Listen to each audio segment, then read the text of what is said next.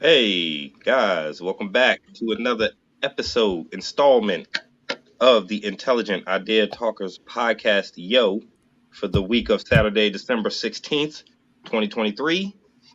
Thanks for joining us. I'm your host, D. This is Juice. That's Frank. Yeah, and we back for episode number something. I have no idea what episode number this is. 4,226. 4,000. God damn. Nah, You guys are productive. 18,000. Yeah, I always say this was Juice's baby. Juice always comes with the ideas, and we just like come and hey, Juice, remember that fight scene me, you, and Mom's were working on? Back in the day? I was thinking about that. We were working on the choreographed fight scene. Juice always come with the ideas, and we just follow through with it, man. Yeah, I'm usually thinking for like and we were gonna record it and upload the shit to YouTube, you know? Yeah. Yeah, that mess would have went viral, man. We didn't finish doing that. I think we were trying to do too many. I did put together the comic though. Yeah, I did put together the comic though. Like I did, and I posted that on DeviantArt. It might still be on there. Mm-hmm. That's a long time ago, but yeah. Hey, Juice came and said, "Hey, y'all want to record a mixtape? Sure, why not, man?" He put Juice's mic on top of a TV. You never heard of mixtape? Yeah, it's history in the making, man. But yeah, man. So I guess we starting off with Godzilla -1. Why did they call it -1? I didn't understand the titling. I know I'd heard it's supposed to be Godzilla going back to zero, Godzilla -1. So I guess maybe they're restarting the character, this version of Godzilla. They're starting over. Is that the thinking there? I don't know, man. That's a good question. I did think it was that's a weird. I thought I read that one guy said that in the comments or something like this was their version of going back to ground zero. I know the answer. All right.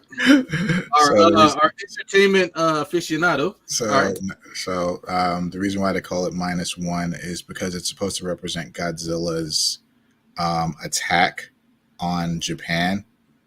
So Japan was already at zero at the time. When the movie began, it was World War II.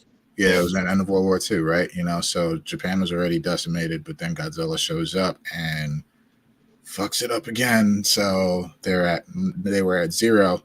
Now they're at -1 with Godzilla coming in and fucking shit up. That's the official answer. That I don't know. They could have made that a little bit more intuitive. I mean, yeah. It's definitely like something that you kind of have to dig for, but like that's why they call it -1. The only reason I caught on to it just was from a comment that I watched a video. I watched a recap or something on it. So apparently Godzilla was the Japanese version of putting with their experiences on the big screen. As far as the end of the war, when the first Godzilla came out, Frank, correct me if I'm wrong, if you know, but I was looking at a couple things, reading up on a couple things, and so they said the reason they think that the Godzilla never caught on as far as a huge American audience was Americans didn't like seeing the destruction that they had caused from dropping the atomic bombs on the screen. They didn't like seeing that kind of suffering and then equating that to what they had actually done. You know what I mean? That has some. I guess I don't know if that's true. That has some. I mean, how I kind of recap it. Are you talking about the old original Godzilla movie? Or are you talking about? Yeah, the old original came out close to. I should probably look up the year it first came out, but I believe it came out close to the end of World War II, right? So like the destruction that you see in the movie is kind of akin to the destruction that the Japanese people went through when you drop 2 atomic bombs on that country. That could never happen today. You can never drop atomic bombs on countries. Knock on wood, my nigga. Knock on wood, my nigga. I mean, just imagine the PR. Like, that would be... I'll never see another genocide either. Hey. Yeah. Genocide has to be a little more quiet than atomic. It can't be atomic. I can poison a bunch of people's water supply, but I can't drop an atomic bomb on them. Nah, I can't do that. It's crazy. But... yeah, I don't know if there's any. That's not funny, but I don't believe that. But okay, yeah. Yo, What? Believe what? that's a good question. The first Godzilla film came out in the 50s, no? Like that was Yeah, that's a what I good was thinking. 10 Like the years. It's a good almost 10 years, I think. I think it was like 55, Mhm. 56. So it's like at least 10 years, maybe I don't know. But like it's like 10 years after the end of World War II. So Yeah. it's like which is real talk, is almost like the next day when you're talking about Right. a city or surviving And just- one. oh a well, nuclear yeah. As bomb far as rebuilding, oh yeah, and oh rebuilding, yeah, that's like tomorrow. That's like the Yeah. next just day. the sheer Like 10 years. devastation of families and They had people. commentary. and They had shit to say about that. Like you literally had to that. put society back together. Shit. You know what I'm saying? Yeah, I mean, you think about it. There's no way that like the first.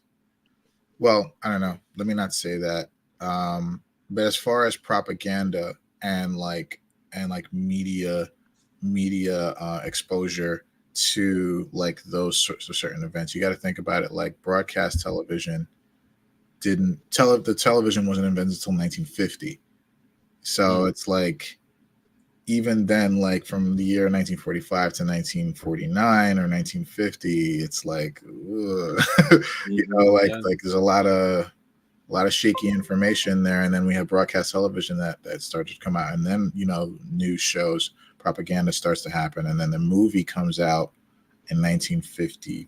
I think it's 55, but like let's say 1955, 10 years later, that even then, like, you know, aside from the rebuilding, but like even then, that's also like a huge propaganda message, right? Like, but it was still Japan's own thing, because they like basically created a monster to symbolize the destruction that like the United States like came and dropped 2 bombs within days of each other, you know, to end the fucking war.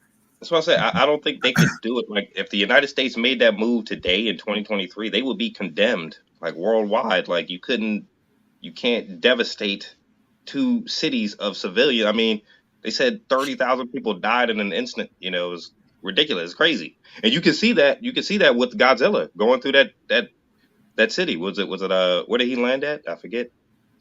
The city that the girl was in. How the hell did the guy get there so fast? Remember, he was like, "Oh, she's at work." You know. She's like, I don't know. I mean, like he was a pilot, so maybe he flew there. I don't know. Yeah, but he like, got there fast. but it seemed like it was just like a train ride away. So I think he just literally took the train out there and found her amidst the chaos. Because I think everybody, people. Because I think it seemed like everybody was going in the opposite direction.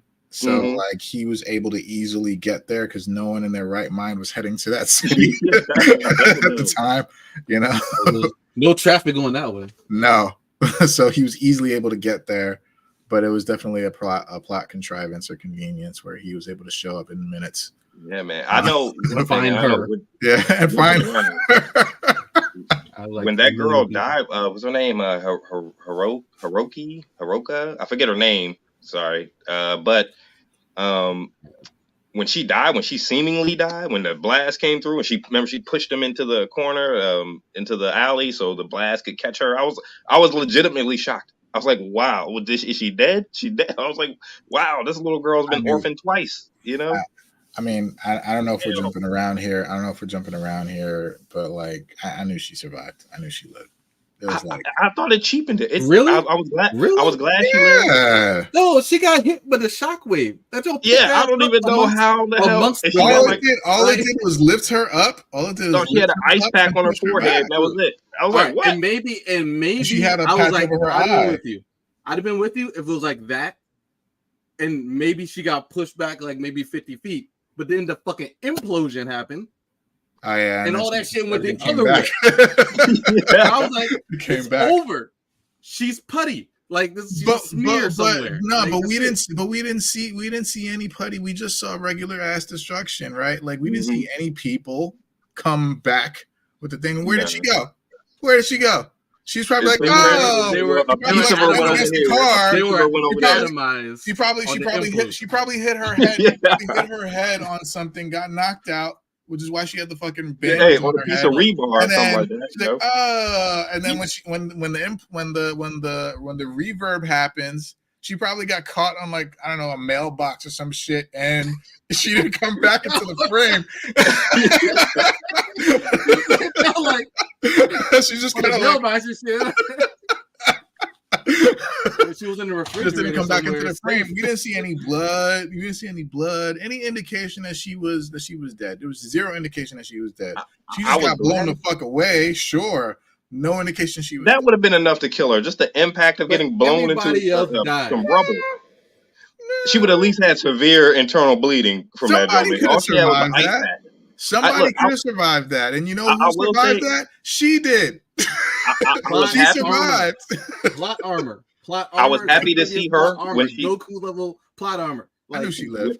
When they showed her, I was happy. I was like, yes, she lived. That's great. But I was like, how? Like, it kind of cheapened the moment of her death. It's almost like if Ned Stark had came back in season 2. Even though I wished that Ned Stark could come back in season 2. I was like, somebody do some magic. Somebody, okay, and help me bring Ned back. That's hard to do. But it would have cheapened it. It would have cheapened his death, you know, because that set up the kind of the revenge angle. And yo, let's take this joint back. Let's take this joint back to the beginning though. All right, so Godzilla -1. We watched that joint. You guys want to give let's rate it. Like let's do ratings. Like off the top, your initial rating. How many IITY stars out of let's do 10 would you give that movie? That's a good one. IITY stars out of 10. I'll say I'll give it an 8. I'll give it 8. It was thoroughly enjoyable. The monster was scary. The story was intriguing. I do have some things to say on why I don't think it will catch on with the mainstream American audience, but you know, yeah, I'll say 8. That's cool. All right. I liked it better than Captain Marvel. The Marvels. What you got, Frank? I liked it better than the Marvels. Okay. I give it a solid 9. I would give it a 9.5. But like the only reason I don't give it that extra 0.5 is because so everything about it to me was fantastic, and especially the characters, right? But like it was very predictable. It became extremely predictable. Like hence, you know, knowing the girl survived. Especially like, you know, when they were like, dude, that's just you. I'm sorry. No. You come on. You could see as soon as the mom, was it his mom or her mom or I don't know. But as soon as the older woman who was taking care of the little girl got the note the first time, not even the second time when you start to see more detail around that scene, but like as soon as she got the note, I'm like, oh. Because the way she looks like away from the camera or whatever, it's like, oh, she got a note. She got a note from somebody saying that she's alive. You talking about the note that the little girl left that showed her, or the note that she got after that? The note that she got afterwards. Okay, yeah. The telegram. The telegram. Yeah, she was just. But like, I didn't put the mother together. That was on a while after. Anyway, sorry, I didn't mean to interrupt you. But anyway, so I felt like the only reason I don't give it like a 9.5, I'm not going to give it a perfect 10. It wasn't a perfect movie for me, but like it was really close because just fantastic. I really appreciated. Well, for me, this was like my first Japanese Godzilla film. Right, like okay. I've only watched the Hollywood interpretations where they portray Godzilla as a hero. Right, me as well, they portray him as a hero, and that like his destruction is all purely for spectacle, and there's no meaning behind it, no harm, no foul, right? But it's like this is very different, right? Like Godzilla is not the hero. Godzilla is not even the villain, right? Like Godzilla is just like an obstacle, like an unstoppable force of nature, exactly. Right. And it's like when he showed it, but it's the thing is the main point is it's not about him. When he shows up, shit will fucking go down and shit will get destroyed anytime he's around. But it's not even about him. It's about everyone else around him who we're following, the humans. And for the first time, because I've been tainted by the Hollywood portrayal of Godzilla, I didn't give a fuck about the humans in the Hollywood portrayal. You give a shit. You absolutely give a shit about the humans here on 100%. Why is that though? Why it's about the humans? Because fucking Hollywood. That's why. I was like, why do I care why. about the human story? Because we've seen this before. We've seen them follow the humans through these big, huge monsters fighting, and you just kind of have to observe and watch. But I cared in this movie. Yeah, I didn't care in the other Godzilla. Like, what was it, Godzilla, King of the Monsters? That was cool. I did like Godzilla, King of the Monsters. I did like that movie too, but I didn't care about the humans. I didn't care about the humans. But again, the humans were meaningless. It's all about the kaiju, right? Like just about monsters fighting monsters, blah, you know. So it's like, okay, cool. We get that adrenaline rush from watching a huge ass monster fight another huge ass monster. Cool, but like there was no personality, right? There's no personality to even the human element, which is supposed to represent us as the audience. There's no personality to any of those people, right? You literally had a guy in King of the Monsters who was the countdown guy, right? Like it's just like, why? Why do we need this? So it's like in this movie, it was such a huge like shift for me where I was just like, oh shit. I'm like, this is not the Godzilla is a bad guy here. And not only that, but like the humans matter, right? Like it's a personal story about the humans, and the characters were all so fucking good, like really well done. So I love that. I loved like that. It was like very different for me in general. That's why I give it like such a high score of a 9.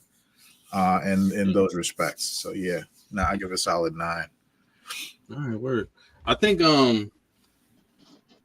yeah, I give it a 9 too, man. I was gonna say like an 8.5. Like for me, I do miss, like, you know, I do miss the action of the Godzilla fighting the other monster, right? And like, I know it's like petty and everything, but and you guys are right. Like the story, the Japanese actor, the main guy, was acting his ass off in this movie. Sure was. Real talk, and that added so much to this, man. Like you really felt what he was going through. But so I'll give it an 8.5, mainly because like while the movie was great, the story was amazing.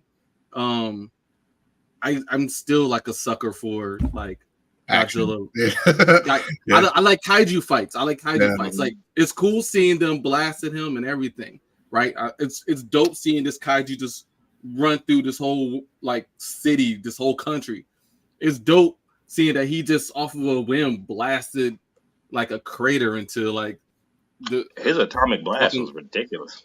That joke was crazy, man. It's like, what the hell? It's a literal atomic blast. One of my favorite parts of this joke was the very beginning when they gave us the kaiju at the very beginning. They gave us Godzilla at the very beginning of the movie, like instantly.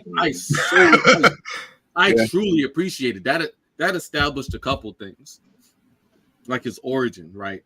And like the story was like really great. So like I'm gonna give it an 8.5, mainly just because I do miss the kaiju fight, and I know I can't even imagine where it would have fit in, but still without it, I feel a little bit cheated. So Godzilla vs. Kong was great. Godzilla vs. Kong was great for like a kaiju, just a spectacle fight, a battle. For me, it's always regret not being able to see that in theaters. For me, Pacific Rim is the ultimate like kaiju movie. Pacific Rim is where it's at, because Pacific Rim on purpose, like gave us what we wanted: robots versus monsters, right? And it's like the humans were all fucking caricatures, but it was on fucking purpose, right? It was like a fucking watching like a live action anime unfold. You know, and it's like we got nothing but bodies in these suits monsters to fight. Yeah, we just need fucking husks of people. Even Godzilla to get in these suits. was good for the kaiju fight. No, Godzilla King of the Monsters was great. Also, the monster designs in Pacific Rim are like some of the best. Like, those kaiju are like amazing designs. They're so good. Monsters, man. Even like, King of the Monsters. Who had better kaiju designs? Doing his thing. Who had better kaiju designs? King of the Monsters or Pacific Rim? Pacific Rim for sure. I like King of the Monsters. They were just fucking terrifying. But you're right, Pacific Rim had the better design. I would say I would give the Edge of Pacific Rim mainly because in King of the Monsters, it's all like just updated versions of very old designs. Yeah, monsters true. that we've all seen. You know, remember Rodan, the scene King where Ghidorah, Mothra, Godzilla. Yeah, what You've was seen the them all big before. bird that was flying through the ash and the smoke? Rodan. Yeah, oh no, that scene was fucking incredible, man. That shit looked great.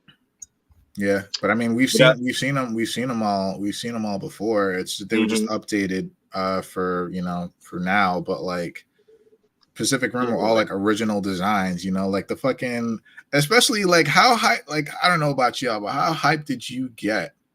I got fucking hyped as shit, but the part where they were in the water, right? Well, they were in the water like 90% of the time, but the part where they were in the water and they were fighting the one kaiju. And then they fucking had an alert of a second kaiju, and the second kaiju jumps out of the water, and then jumps on the fucking. I was like, ah! I was like, whoa! Out of nowhere, over. Even the way he took the kaiju out at the end with the repeated blast to the stomach and like kind of shot it in half and whatnot. That whole scene was cool. What about the fucking? I'm telling you, anime brought to life. But what about the fucking part where they fucking pulled the sword out for the first time, right? And fucking the kaiju's flying the robot up into the air. He fucking pulls the sword out, and then I still don't think that robot would be able to survive that fall back to Earth, though. I'm like, how'd you survive that fall, man? Because that fall, gravity plus the weight of that robot. The same way that it survived that blast. Yeah, true that. Plot armor. Yeah. Same way, plot armor. I at least think the robot was designed for plot that. armor. But even going back to like you mentioned the beginning of Godzilla -1, it was kind of cool to see because when they first showed Godzilla in the beginning, I was like, he's not that small. But I guess we were supposed to see him evolve over these next couple of years, and obviously when we saw him again, like the whole Godzilla design kind of harkened back to the first design, right? Like with the thicker feet and the thicker kind of body. His body wasn't upright, like as lean. More like. Because you saw the design difference. Like he was originally, he looked like a T-Rex. He looked like a dinosaur. He was just like hunched over. He had the kind of the flat back. Yeah. Right. His head was forward, and then you see him later, and you see he's mutated. Obviously larger, right? But his body is upright. His legs are huge, and he's not like. It doesn't look like he can move his midsection. He look like he hurt, right? But but he's walking through, and he's just like kind of like he just mutated. And in a way, I kind of felt like that kind of showed like one Godzilla. This is not his preferred form, right? Like you from like when you're talking about the difference between this one and the American movies, how like in the American movies, Godzilla's always been Godzilla. This is how he is. He's moving, he's shaking, he feels good, he's moving around. When he feels good, he's dipping, right? But like in this one, he's moving stiff, he's moving uncomfortably. You know this isn't how he would probably prefer himself to be. If he thinks on that level, he's a giant like monster, but at the same time, he's angry, right? And he probably doesn't know who the director's angry at if he's just an animal, but at the same time, in a way, this is kind of his retribution. You would imagine he had a good life before living in that island for a couple 100,000 years, whatever, how long he was there. Eating fish. Like 1,000 years. But you come out, but he comes up and y'all nuke him for no reason. And then now he's just like this massive, like radioactive, like rage monster. Probably painful rage monster. Yeah, right. Like, even his design, like as we mentioned, Godzilla vs Kong, like how agile he is in Kong vs Godzilla. Like he's not doing any of the moves in Kong vs Godzilla the way he's portrayed in Godzilla -1. Like he doesn't have the agility, like he can't crawl on his, and snap after King Kong in this form. But he's a powerhouse, but that's kind of like just. I like it, So I think one thing with the American audience and us three in particular, and any fans of like anime or martial arts movies who are kind of used to watching subtitles, and two, like a lot of Asian cinema through what I've experienced, like a lot of the feelings are more so inferred. Like they don't really express. You're just kind of supposed to understand, right? Like so in this movie, remember they took the main guy out to show him how to raise up the mines, and they were shooting the mines, and the guy kept missing, and the one guy was like, man, it's too bad the war ended too soon, you know, and he kind of grabbed the guy and was like, you better not mean that. And, you know, everybody understood, okay, yeah, sorry. And he just kind of walked off. In an American version, they would have monologued for 5 minutes about why you shouldn't say something like that. And men died. And, you Or there know, would have been a flashback or something. yeah, it would have been a flashback or something. Whereas like in this movie, everybody understands the honor part of it. And like him abandoning his duty to be a kamikaze. Do you guys blame him for that? Do you blame him for not kamikazing? I don't blame him.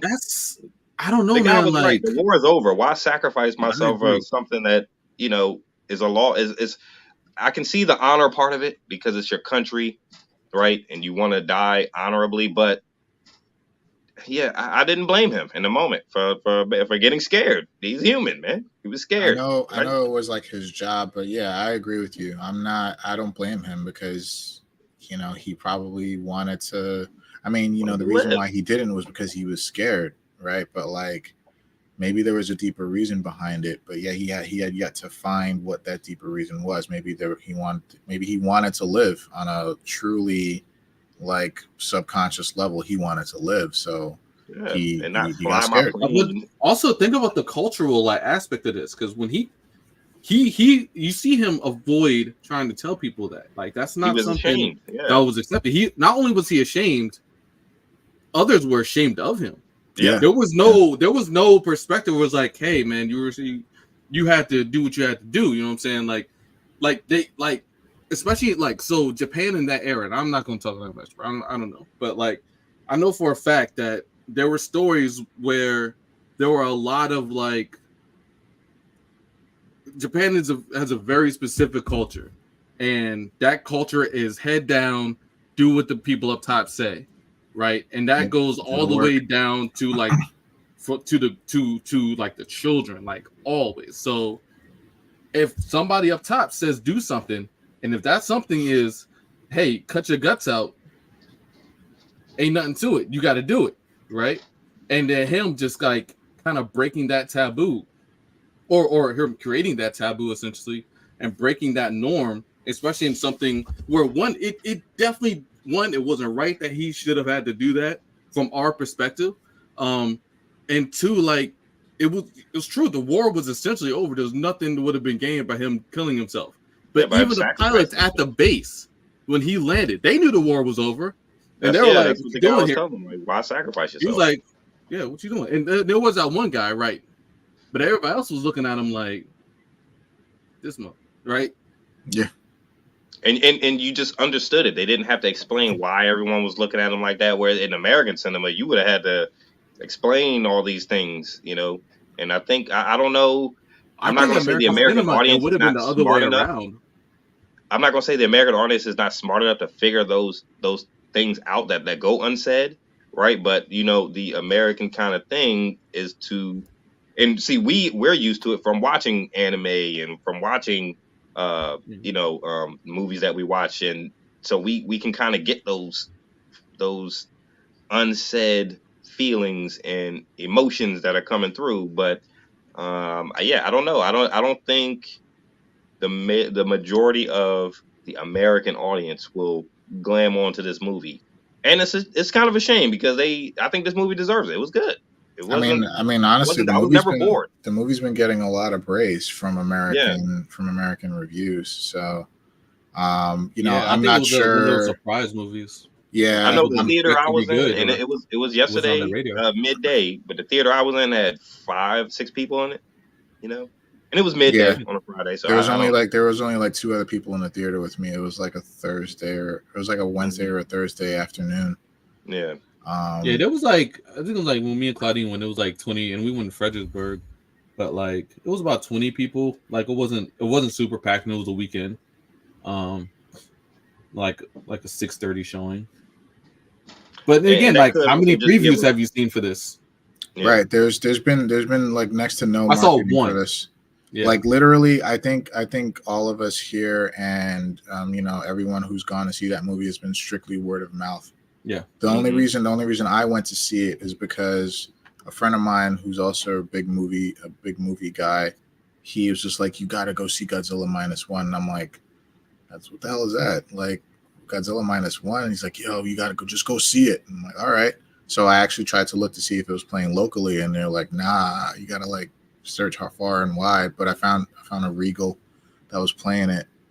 Apparently it's only at Regal. Yeah. It's not an Alamo, or it's not an AMC, it's just only Regal. But yeah, so I was like, all right. So I watched it and I was like, oh, this movie is fucking great. Yeah, it was pretty good. That goes to like show like word of mouth sometimes is super like maybe the best way. I think word of mouth is still the best way to communicate anything. A good movie. Yeah, like anything really. Like it's still the best way because it's on a more personal level. We trust what we almost inherently trust what like our friends or family would say about something, especially if it's like a movie. Like and you brought it up before the cast. Like you were like, yeah, you hadn't seen you went into this movie like what do you say? You went into this movie like blind or like blind, yeah. I didn't. Yeah. I saw a couple of flash trailers, like when you go on a website and it'll flash up Godzilla -1, like a little banner. Yeah. But I hadn't seen any trailers or anything. So and then you go in and you watch the movie and you're able to fully absorb it. Mm-hmm. Yeah, you're able to like fully absorb the movie, and it was like cool. Really like be in it and determine how you feel as it's going along, instead of having to fight these like impulses of what you heard. Oh, is this as bad as they said it would have been, or is this as good as they said it would have been? Like I kind of like watching this movie definitely made me feel like I felt that difference as I was watching this movie, because again I only went in from word of mouth. It was actually one of Claudine's students who mentioned that the movie was really good and we should go see it, and we already like Godzilla, right? We got Godzilla all over the house, but like so we were like, yeah, hell yeah, I'm gonna go see this movie. But like going in there with like kind of nothing, no baggage, no expectations. It was just like you were there for the experience of the movie. Yeah. I feel like we're not really getting that anymore, man. Like no, it's not. It's almost. I'm not gonna say it's almost impossible. Tainting. I'm gonna say it's almost impossible because again, a lot of it has to do with how immersed we are with technology and social media and just pop culture in general, because it's like all we're getting all this information at all times, right? It's very, very, very, very, very difficult to kind of maintain that bubble where you can actually like try to enjoy something purely versus hearing about it somewhere, especially if it's something popular, right? Yeah. Like it's like I don't know if most people really would go into a movie blind unless like you just like deny technology for the past 10 years or something like that. So yeah. Like you're always having to fight the impulse. Is it as good as they say? Is it as bad as they say? Just like reviews absolutely influence. Reviews absolutely influence viewpoints. Trailers influence viewpoints, and they do two things. They influence your viewpoint, and they also get you to try to go see the movie if the trailer is cut well. Trailers, ads, news, radio, like all the shit that you see. Go ahead. I'm sorry. No, I'm sorry. Like I was gonna say, like I mostly feel like my issue was with the reviews. Like trailers are trailers. Like they're doing their job. Here's what you might see in this movie. Right. Well, here's what you should see in this movie. Right. But it's the reviews, man, that I think do it for me. Like they kind of just they make it hard to they distract me, man. You gotta look at. That's also and I'm not subscribed to anything. That's also kind of them doing their job too, right? Like I think, like at the end of the day, no matter what, all reviews are subjective, and even more skewed towards the studio. If the studio has paid said reviewer who has a lot of influence or a lot of followers to write a good review of said movie, book, TV show, whatever. Right? Like it's all, at the end of the day, it's all subjective. And I think that's a lost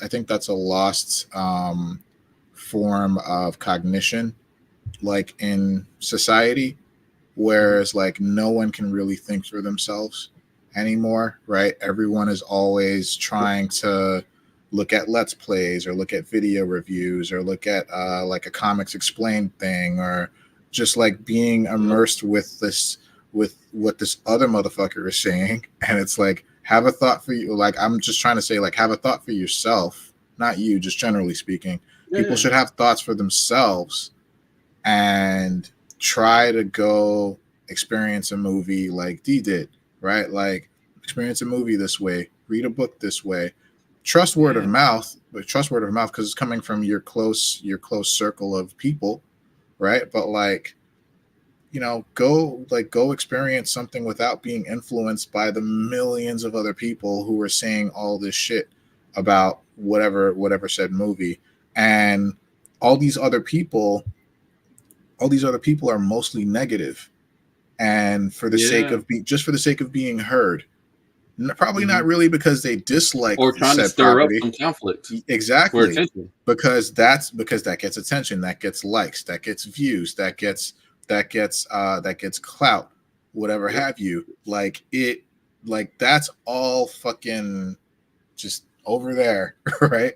Like, especially when it comes to like just media in itself. Like, I understand if you're like something's happening, like something historical or something political or something like where you would need some context, right? Context is helpful in helping to understand things that are complicated, right? But when it comes to something as I'm not gonna say simple as a movie or a book, but when it comes to something as it was entertainment. When it comes to entertainment, right? Like the viewer should be able to make their own minds view it and make their own minds up. View it objectively. Yes, objectively on their own, and then form their own subject opinion afterward. Right. On the flip side, though, how many things have we consumed, movies, shows, even books that we've been hyped as hell off of a trailer? Or like a good trailer, you see that thing and you're like, that's marketing. The trailer. That's marketing. I'm cool with the trailers. Me personally, I don't like to watch like non-spoiler reviews before I see something or anything. Like I would rather form my own opinion than watch a review or reaction on it afterwards. But a trailer, though, I mean, but also even on the flip side of that, we've seen awesome looking trailers and been completely disappointed in the movie. Yeah, so, that happens all the time. Totally fair. Yeah, that happens all the time. Fair. But trailers are marketing. Marketing budget usually exceeds or comes very close to the budget of making the movie itself, right? Depending on how much money is in the budget. But like marketing budget always exceeds. That's why it's like you see like this movie cost $200 million to make, but the movie only made $675 million. It was a failure. Huh? How? Because the marketing costs. The marketing costs was probably another $300 million, right? And they only profited $175 million, but that $175 million had to go with other like external costs, other ancillary costs that we're not seeing, right? So it's like marketing. That's marketing. Like a lot of money goes into those trailers. A lot of money goes into making those trailers because that's them doing their job of getting all of us in the fucking theater to watch the movie on opening day or opening weekend. But say that $50. Don't pay those shitty reviewers. Look, a couple of things on Godzilla -1. So at the beginning, remember the mechanics told the guy to go to the plane and get to his 50 cal or whatever gun was on the plane, and he didn't shoot. Remember that? Like, would you guys have shot that gun at that point? Would y'all have shot that gun? Like, you remember when Godzilla came down his face? I remember. Plane? Yeah, I'm not shooting, bro. I don't blame that guy for not shooting, but I know the mechanic was mad. I probably would have shot it too. The mechanic was mad. I probably would have died too because I'm not convinced. Yeah, you would have died. No, that thing wasn't. I'm pretty sure I would have died because I'm almost certain that Jolt wouldn't have killed Godzilla. Bro, I think he didn't attack him because he didn't shoot. Bro, Godzilla was like 30 feet away. Dude, right? Nah, I can't. I'm like, yo, if Godzilla is this close, we're all dead. We're all dead anyway. So might as well try to take the shot. You know what I mean? That's true. I probably would have thought that way too. Yeah. I can see why the mechanic would have been mad, but in the moment, I wasn't blaming the pilot. I'm like, dude, just ease off of that trigger, man. Don't do it, bro. Because all it's gonna take is one tail flick, and the whole plane's gone. You're done. You know, you're toast, and then them guys are gonna die anyway. You know, so I don't know. Yeah. What's another I part? probably would have at the took that end? shot though, just knowing me. Did you guys think that he died when he flew into? You remember he was trying to fly into? Wasn't that crazy? I didn't know Godzilla had a healing factor. I knew he didn't die. I thought he was dead. I was like, because I knew he didn't die. Yes, remember, wasn't it though? It was predictable. Just no, like the remember, girl. this is before. No, the girl was that was predictable as hell. No, that was predictable as hell. Boom. This is before we found out the girl. She didn't come back. You saw her go out of the frame, and then she did, but she never came back. She could have came back 50 feet in the air. Like, no, I thought she was. There was I thought she was pulverized. It was over. She never came back. Even if she was 50 feet, a shockwave. Her body drop or anything. She could have came back 4 blocks away. You know, I'm like, where'd she go? It was an implosion. Where'd she go? You know what that reminded me of? Remember at the end of Man of Steel, where like they're going through the city and they're trying to dig that girl out of the rubble. She was itemized. She should have been itemized. She should have been smeared between. But when he flew into the mouth of the Godzilla, that was before we found out the girl was still alive. So I was thinking that was like an ultimate sacrifice, man. He went through with his kamikaze mission, man. And this time it was important. It wasn't for anything political, this country versus that country. It was to save directly his people, his daughter, and the people that were there on the ground, you know. And that's what he thought. Yeah. I thought it was honorable. And then I saw him floating down. I was like, okay, I accept it, you know. And then I saw that the girl was still alive. I said, cool, you know. How? It all worked out. You know? It all worked out until it. No, it reminded me of Man of Steel. Remember at the end of Man of Steel, the city's all destroyed, and Perry and the girl are trying to dig one of the people that worked at the Daily Planet like out of the rubble. Remember, she's like sticking in between the. Yeah, they're trying to get the girl out. Yeah. Yeah. How the fuck did she not get stabbed by some rebar or something? Like just some falling debris should have crushed her. All that shit landed perfectly to entrap her in this thing. You know what I mean? Like it was just so unbelievable. There are. And that girl getting blown away by that atomic blast was the same thing. I was like, what? How the fuck is she? And she had like an ice pack on her head, like the old school ice pack too. Like it wasn't even like the, you know, over her eye. But look, I was like, what the fuck? The Man of Steel scene. There are. Look. I love Man of Steel. Like a sprained wrist and whatnot. I love Man of Steel. I love Man of Steel as much as the next person. I love that movie. I think that movie is a fantastic Superman movie. Mm-hmm. Oh, it was great. But that movie had some fucking problems. That scene had a lot of issues. Tell me, in that fucking same scene, do you remember the weight of gravity that was crushing cars? Yeah. Literally right next to Perry. And I'm like, how is he still here? And then the most one of the most awesome parts of the movie when Superman fucking takes off and destroys the world engine. The fucking shockwave that happened should have decimated everyone. There should have been nobody alive. There should have not been one living thing alive in that city. You know, no living organism could survive it. But there they were. Perry's just holding her hands. They were just walking amongst the rubble, looking up at Zod and Superman. Like, what just holding her hands, like, I got you, Jenny. I got you, girl. And I'm like, yo, you know. Like, no. I thought the same thing when that girl was alive in this movie, though. I was like, what? You know? It was impactful when she died. I said, man, because remember he was talking about marrying her. Why don't you marry her? And, you know, I'm like, yeah, man, maybe fate brought y'all together. You abandoned your kamikaze mission to be able to be there for this woman and this child. You know, and fate brought y'all together, you know, and then she died. And it was like, man, my heart goes out to him, you know. She didn't. And he felt that jump, man. Like, remember, like, even though we saw him floating down, we were like, oh, okay, cool. But, like, he was down for the kamikaze mission. Remember, the guy told him, this is the prime the bomb. And that guy was like, all right, we're going out right now. So in a way, like, I feel like he did. But the thing is, the guy said one more thing, and then they cut away. And then you see later on that he was like, this is the eject button. The ejector seat, He said, so at the first time when you see him like saying this is to prime the bomb, and then he's like, one more thing, and then they cut away. And then I was like, oh, yeah, that's an eject button. There's something there. And they didn't show that it was an Sorry. eject button until afterwards. So. until after Yeah. you see him No, eject. see, that diminishes the sacrifice. It Because does. It wasn't a It sacrifice. did, yeah. I thought does. he should have thought he made was him down. think that he was going to you just have a do little his bit of, final duty. right. Like it would have definitely been hugely impactful. Like if he was just like, I'm going through with this. This is what I was always meant to do, and I'm doing it for the right reasons. Which kind of fit in with the whole Asian kind of cinema theme of honor and following through with duty, and he just did it in a different way.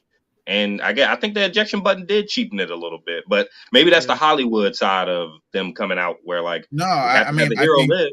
He has to be in part 2. We can't have him die. It had to. It had. I think it had a lot to do with the mechanic, right? Like the same dude that was mad at him in the beginning of the movie for not taking the shot. The mechanic told him you have to live, right? So that was like a character arc closing right there for the mechanic, right? The mechanic realized something, I guess, in the years like that, the years between the first part of the movie and then now, where he's like, yo, you need to live. All right. Like, I forgive you and you need to forgive yourself. You need to live. And so that's why he's like, there's an eject button. If you want to live, you can. You have the ability to. And then that's when you also start to close the character loop for the main character, because he realizes he wants to live, not just for the girl who he thought was dead, but for the little girl that he left behind. Yeah, right. He still had her to go to. She still needed him. And that was so sad. That little girl was so cute. She was like, Mom. I was like, oh man, shit. Oh yeah. Damn, she dead. I didn't know she wasn't. She wasn't dead. She wasn't dead. I was happy for the little girl. I was happy the girl lived. It was like, hey, at least the little girl got a mother. All I know is the actor, that guy, I don't know his name, but man, he was acting his ass off in that movie. Mm-hmm. Like you felt, like I don't know, I felt what he felt when he was. And I thought the way that him and the woman fell in love was kind of genuine. It wasn't like forced. Yeah. Like they didn't. They literally she saw him. She saw him hang on to that child and not sure what to do and not abandon her, and was savvy enough to be like, okay, well, maybe this is a guy who has a heart. In a time, remember, this is a time after war. Japan has been decimated. You saw they were living. They were surviving. They were living in rubble because of the fires, and so everybody was essentially, even in a society like that, everybody was essentially out for themselves.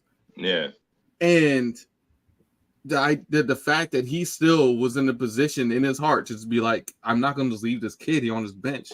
Right, like this is a testament to his character. So I thought that was really really deep, man. Like you always gotta wonder, like, what would we do in a situation? Like we would think like we would want to be like a certain kind of way, but you never know, man. Yeah, when you're dealing with like life and death and just total destruction around you, like we're living kind of cush and plush over here, like I always say, man, we have two oceans on the side of us that just prevent things from happening here that I think would happen all the time if we were located somewhere differently in the world. Yeah. Canadians like, it's time. That's why we got to secure them. We got to secure Canada and Mexico. You know what I mean? Let's secure these. That's funny because it's Canada. You're like, it's time, man. It's time, man. It's time, eh? It's about time, eh?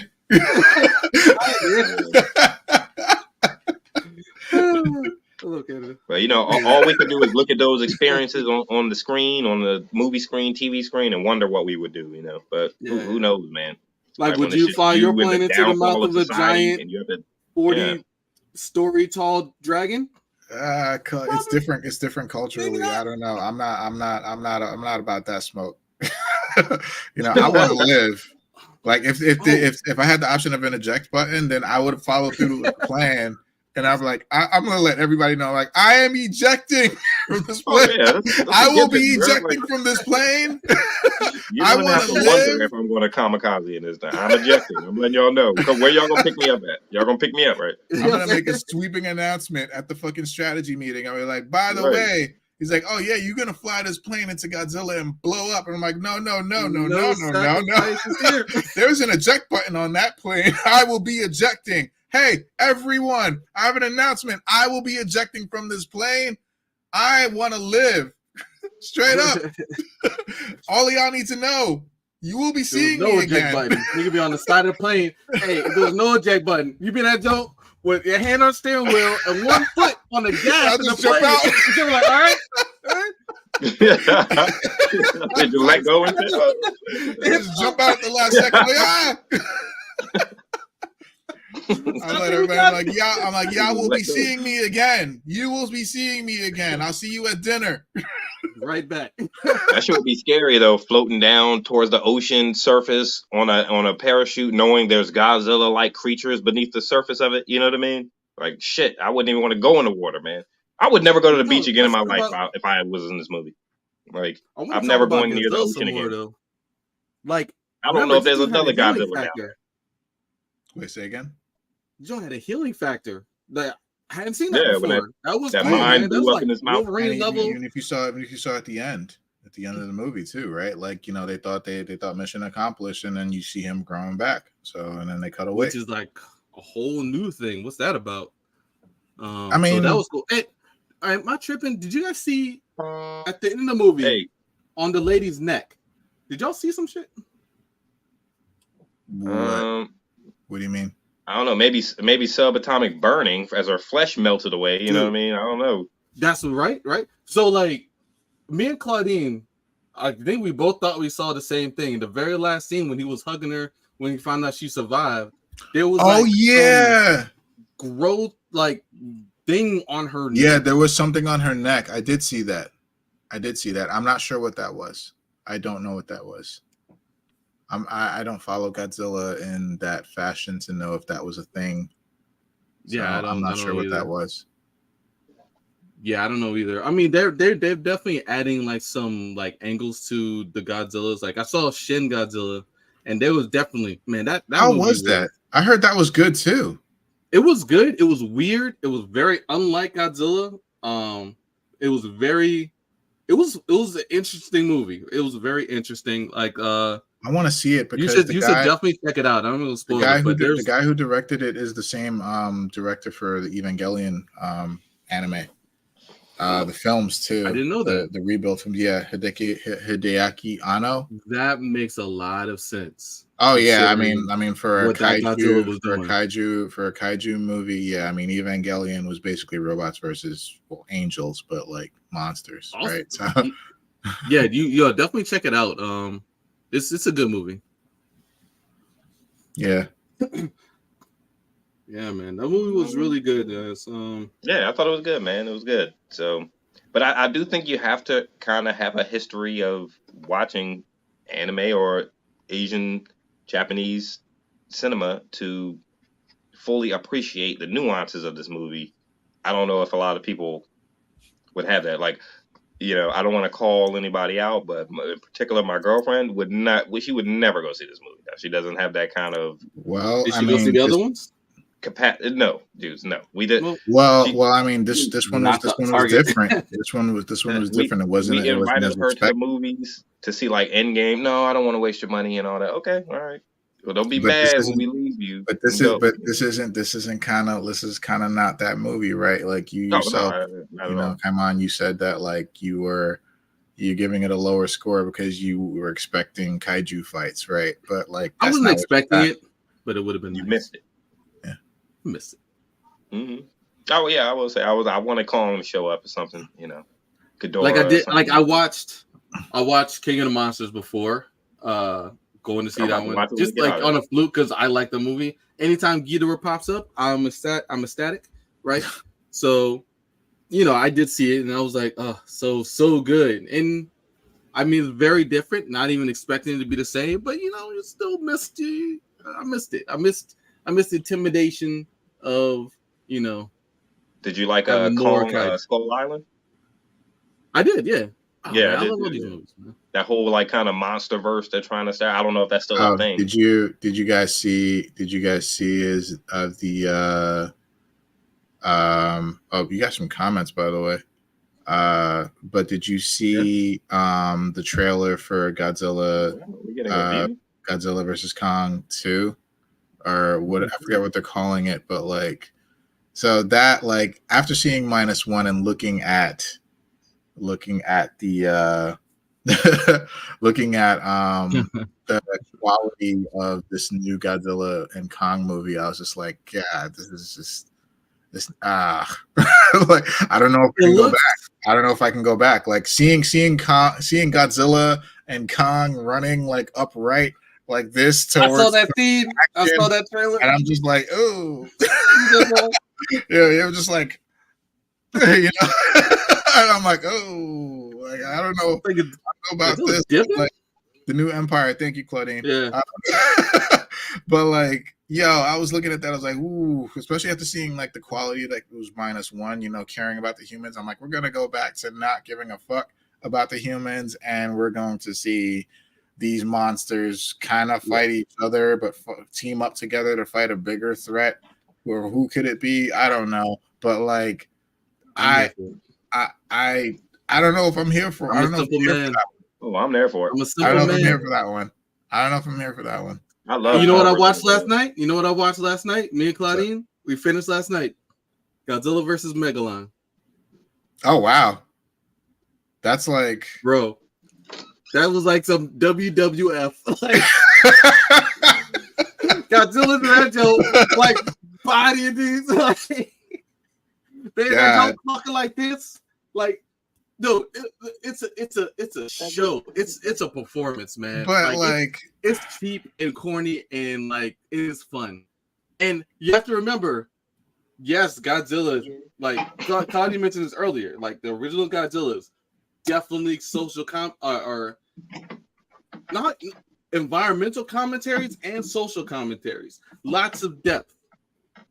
But by the 70s, this nigga was boxing. He was sticking and jabbing, right? He was bobbing and weaving. Right? I don't think I've ever watched a full Godzilla old school movie from beginning to end. I saw Godzilla. This is the movie Godzilla did the Godzilla across the flying kick, miles flying kick. Oh yeah, I saw a whole. That was like this. Yeah, that was like one of his signature movies or something. He did it 3 times. I saw a whole special about his flying kick and how they did it and how they filmed it. And all that. Yeah. Did he do that? Did he do that move in Shin? Like, please tell me he did, because I'm not sure if you watch Masked Rider or Kamen Rider, but like they made a Shin Kamen Rider, same director. I think he also teamed up with another director, but they made a Shin Kamen Rider, and Kamen Rider's special move is that flying kick. So it's like if they did that in Shin, that would have been awesome. Like just because. No, yes, in Shin Godzilla, yeah. No. Oh, damn it! That was all right, that was something else. Because Shin Kamen Rider was he did his signature move so many times. Hey, shout outs to Godzilla fan A in the comments, man. Like he's definitely got some knowledge on Godzilla. He was talking about how like Shin Godzilla is a satirical commentary on the slow response of the Japanese government after the Fukushima disaster.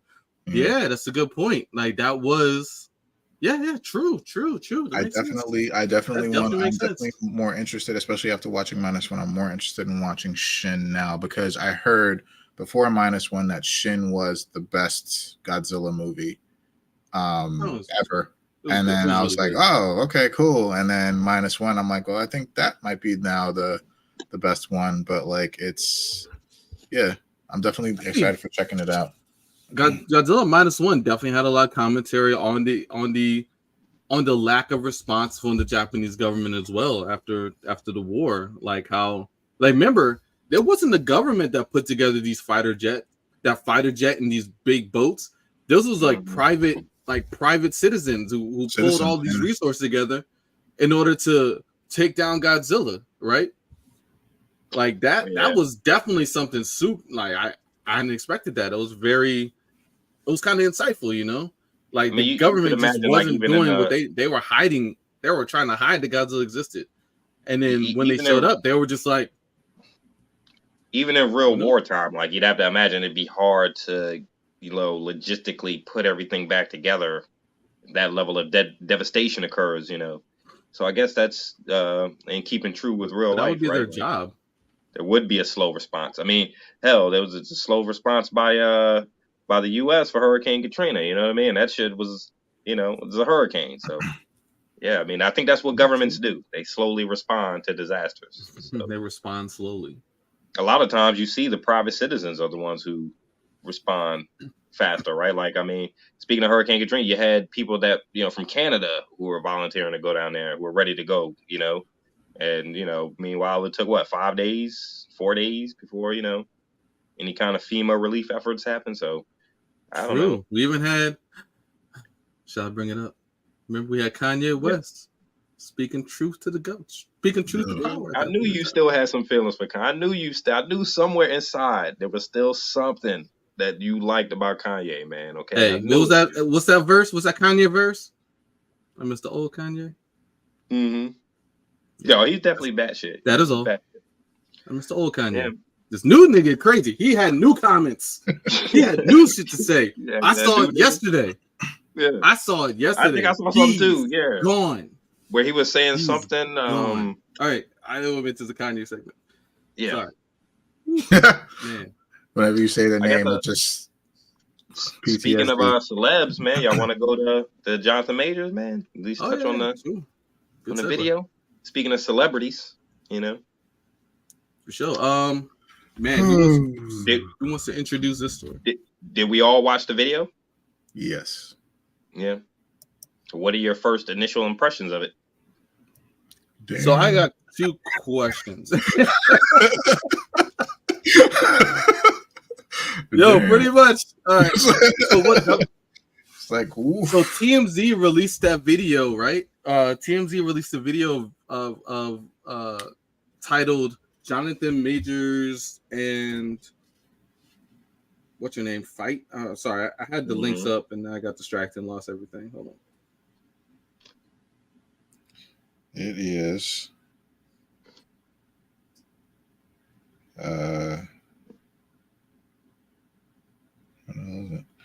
Jonathan Majors surveillance video shows fight with girlfriend. She chases him. TMZ. Which is an apt description. She does chase this nigga. Sure does. She chases him for blocks. Yeah, how many blocks is that? So it looked like it was like 4 blocks or 5 blocks. But like my man, you saw that Creed training coming in, right? Like my man was out, but she was persistent. Yeah, them strides too. She was jogging, he was running, like he was sprinting, she was running, and she still caught up to him. And I was just at the very beginning, you see him try to put her back into that car.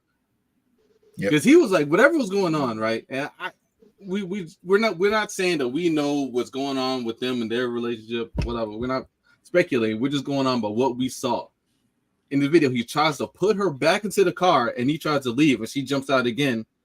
And then I just watched again. He's walking away. She grabs him, and he's like, "Get off me!" And he like pulls his arm away, and then that's when he runs and he hits the corner and he runs down that way. Like she is. I didn't really think it was, and that's when the chase begins. The chase. I thought the chase was just him trying to get it. Like, okay, I don't want this to escalate any further. I'm about to get the fuck away from this chick. You know what I'm saying? Like, I'm out. And I can see that. You know, we don't know. Like we said, we don't know what's going on in their relationship. I think the only thing that Jonathan Majors did wrong was try to shove her physically back into that vehicle. You know, I think that's where they could get him for assault if they wanted to. You know, how the hell did she end up on the ground at the end of the video? So was she recording him going up the steps to their condo or whatever? No, that wasn't him. That was the police. At that point. Mm-hmm. So what happened? How did she end up on the ground? Who knows? Like, did she do that to herself? I don't know. Maybe for reputation reasons, but like, yeah, who knows? Right. Yeah. So, because it doesn't seem to me like he would lose his cool and hit her and put her on the ground, right? Like, maybe there was some kind of fight. Maybe he kind of pulled something away from her and she fell and she's crying, she's distraught. But maybe he never I didn't feel like when we watched the video, and then again, okay, so this is me speculating. I don't know, right? I Yeah, don't we're know, all but like speculating. we're all speculating. But like, so when we saw her laying on the ground, through that body cam footage, right? And you see him like grab a towel to put something over, like the way she got up, like it didn't seem like I don't know, man. Like I don't know, but it didn't seem like you would expect if she was like struck, and there might be like redness in the face, or there might be or something. But you know, maybe she got gut checked. I don't know. Maybe she got shoulder checked and hit the ball. Hey, but hit him like, with the Vegeta. he's a big dude. Yeah, remember how Vegeta hit Goten and whatnot to knock him out? Yeah, you know what I'm saying? Yeah, you know what I'm saying? Like, hey, maybe he wasn't Creed. Yeah. That's not like, funny. I don't know. You know, I don't know. We don't know. But like, I think the only thing that he did wrong that was caught on video was trying to shove her back into that car. When it first started, I was like, "Ooh, John, relax, easy, let her go, man. Like, don't." I was actually okay with that. Don't push her physically back into the car, because that's the part they can get you on, man. They could. Well, he did assault her. He picked her up and tried to physically put her back into the car. That's still assault. Like, he put his hands on her. And I didn't mind him running away. He was trying to get away. In the act of him trying to get away, like, and he's like, "Hey, get off me, get back in the car." And I guess he did pick her up and essentially put her in it. Yeah, he tried to not like, but it wasn't like. But hold on, but if we look at that instance, if we look at assault, is essentially an offensive action taken against somebody, right? It's a provoked action taken against someone. But as far as the nature of assault, you literally, if I were to put my hand on you, in a forceful manner like this, just this, I just assaulted you. Like you know, like not provoked, unprovoked, but like if you choose to press like charges, a shove, essentially. If you choose to press charges for me just doing this to you, you know, you can doctor it up however the fuck you want, because you're the one pressing charges, right? You can say like, "Oh shit, I got this fucking bruise from him touching me over here," or some shit. Like, right? That's assault. Yeah. So what he did, whether provoked or not, it's assault. And so you know, hence that happening. Ultimately, I saw that and I was like, this makes sense if he's trying to get away from her, all right? And he's like, "Look, stay here, like stay in this car, go home, go somewhere else." We don't have audio. You know, we don't have audio of whatever that interaction, whatever that interaction held. But like, yeah, like you definitely chased his ass for 5 blocks after that, though. Yeah, and him running. I don't know. That's context. Him running was funny. We joked on it, but I didn't mind him running if he didn't trust himself of what he thought he could do next. Right, get the hell away from her, man. You got a lot to lose, dude. Your whole career is at stake here. I mean, I think it's just more. I think it's just more like the best move is to run, and get the hell away from her. I think trying to get her to get in the car and leave. You need to leave now. I think honestly, it was more all self-defense, right? Like he wanted to remove himself from the situation. The shoving her might have been provoked, right? Like from her hitting him inside the car, and then when they get out of the car, she was probably talking all kinds of shit to him. You know, like she's probably. We don't know what happened inside the car, but like you know, she's probably hitting him inside the car, let's say, and then to get out of the car, he pushes her to get back in the car, and then he starts running. So it was probably self-defense. You know, that could be, there could be a case made for that too. Yeah, right. Hence, if the self-defense case is strong enough, then him pushing her in that fashion is okay because it was self-defense. Apparently, there was a testimony from the driver. I don't have what the testimony was, but no, it's the prosecution saying that the driver, they tried to discredit the driver, saying he was biased. Because he paid him essentially, but like, yeah, but I mean, if the driver had, like, if he has commentary or he has a testimony saying, you know, whatever went down, it was not partial to her, then the prosecution probably wouldn't have said that, you know, it's a the prosecutor probably wouldn't have said, "Hey, yeah, don't listen to him, he's biased," you know. So I would imagine that like he might have had some Yeah. You know. It all sucks, man. It's all very embarrassing for Jonathan Majors, man. I don't know the girl. I'm sure it's embarrassing for her too, but she's not the one who I saw in Ant-Man, so I can't really, But real I can go talk, have y'all heard that before? my empathy can Like, go out to her, but Heard of what? like, I mean, as a black man, my mom has told me before, like, look, if a situation gets too bad, you get out of there first. You go away first, like, because if anything goes down, if authorities come up, you're the first person they're gonna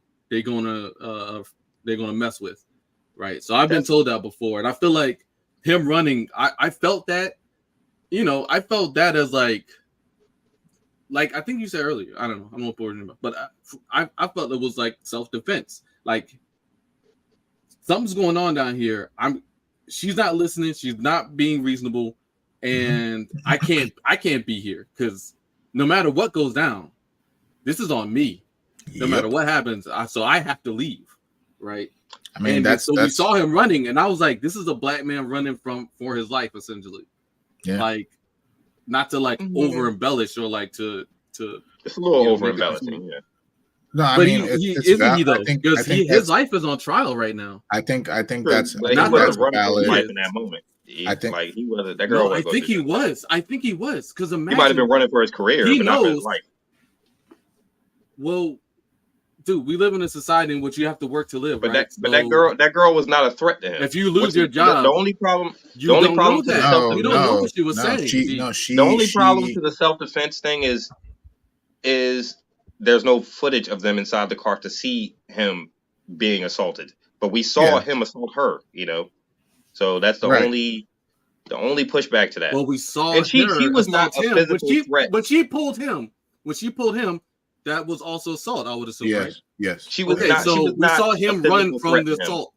It doesn't matter. It doesn't matter if you're a physical threat or not. Maybe from a legal standpoint, right?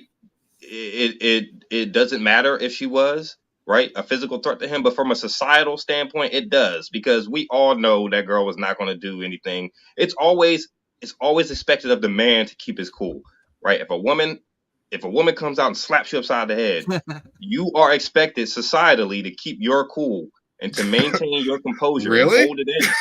And yes, your first impulse should not be to throw a punch and punch this woman. He said societally, if a girl came up to you and slapped the shit out of you, you are expected to be the one to maintain your cool. Yes, cool especially as black men, right? Like, yeah, that's true. You are not expected to throw a punch at her. Now, if it happens over and over, okay, yes, it's self-defense, especially if she has like a weapon or something, and depending on what kind of assault he went through in the car, he's still kind of expected not to put his hands on her. And we saw a video of him doing that, which I'm not saying he's guilty. I don't know what happened inside the car, but keep your cool, man. Put her hands. He put his hands on her to remove her from him, right?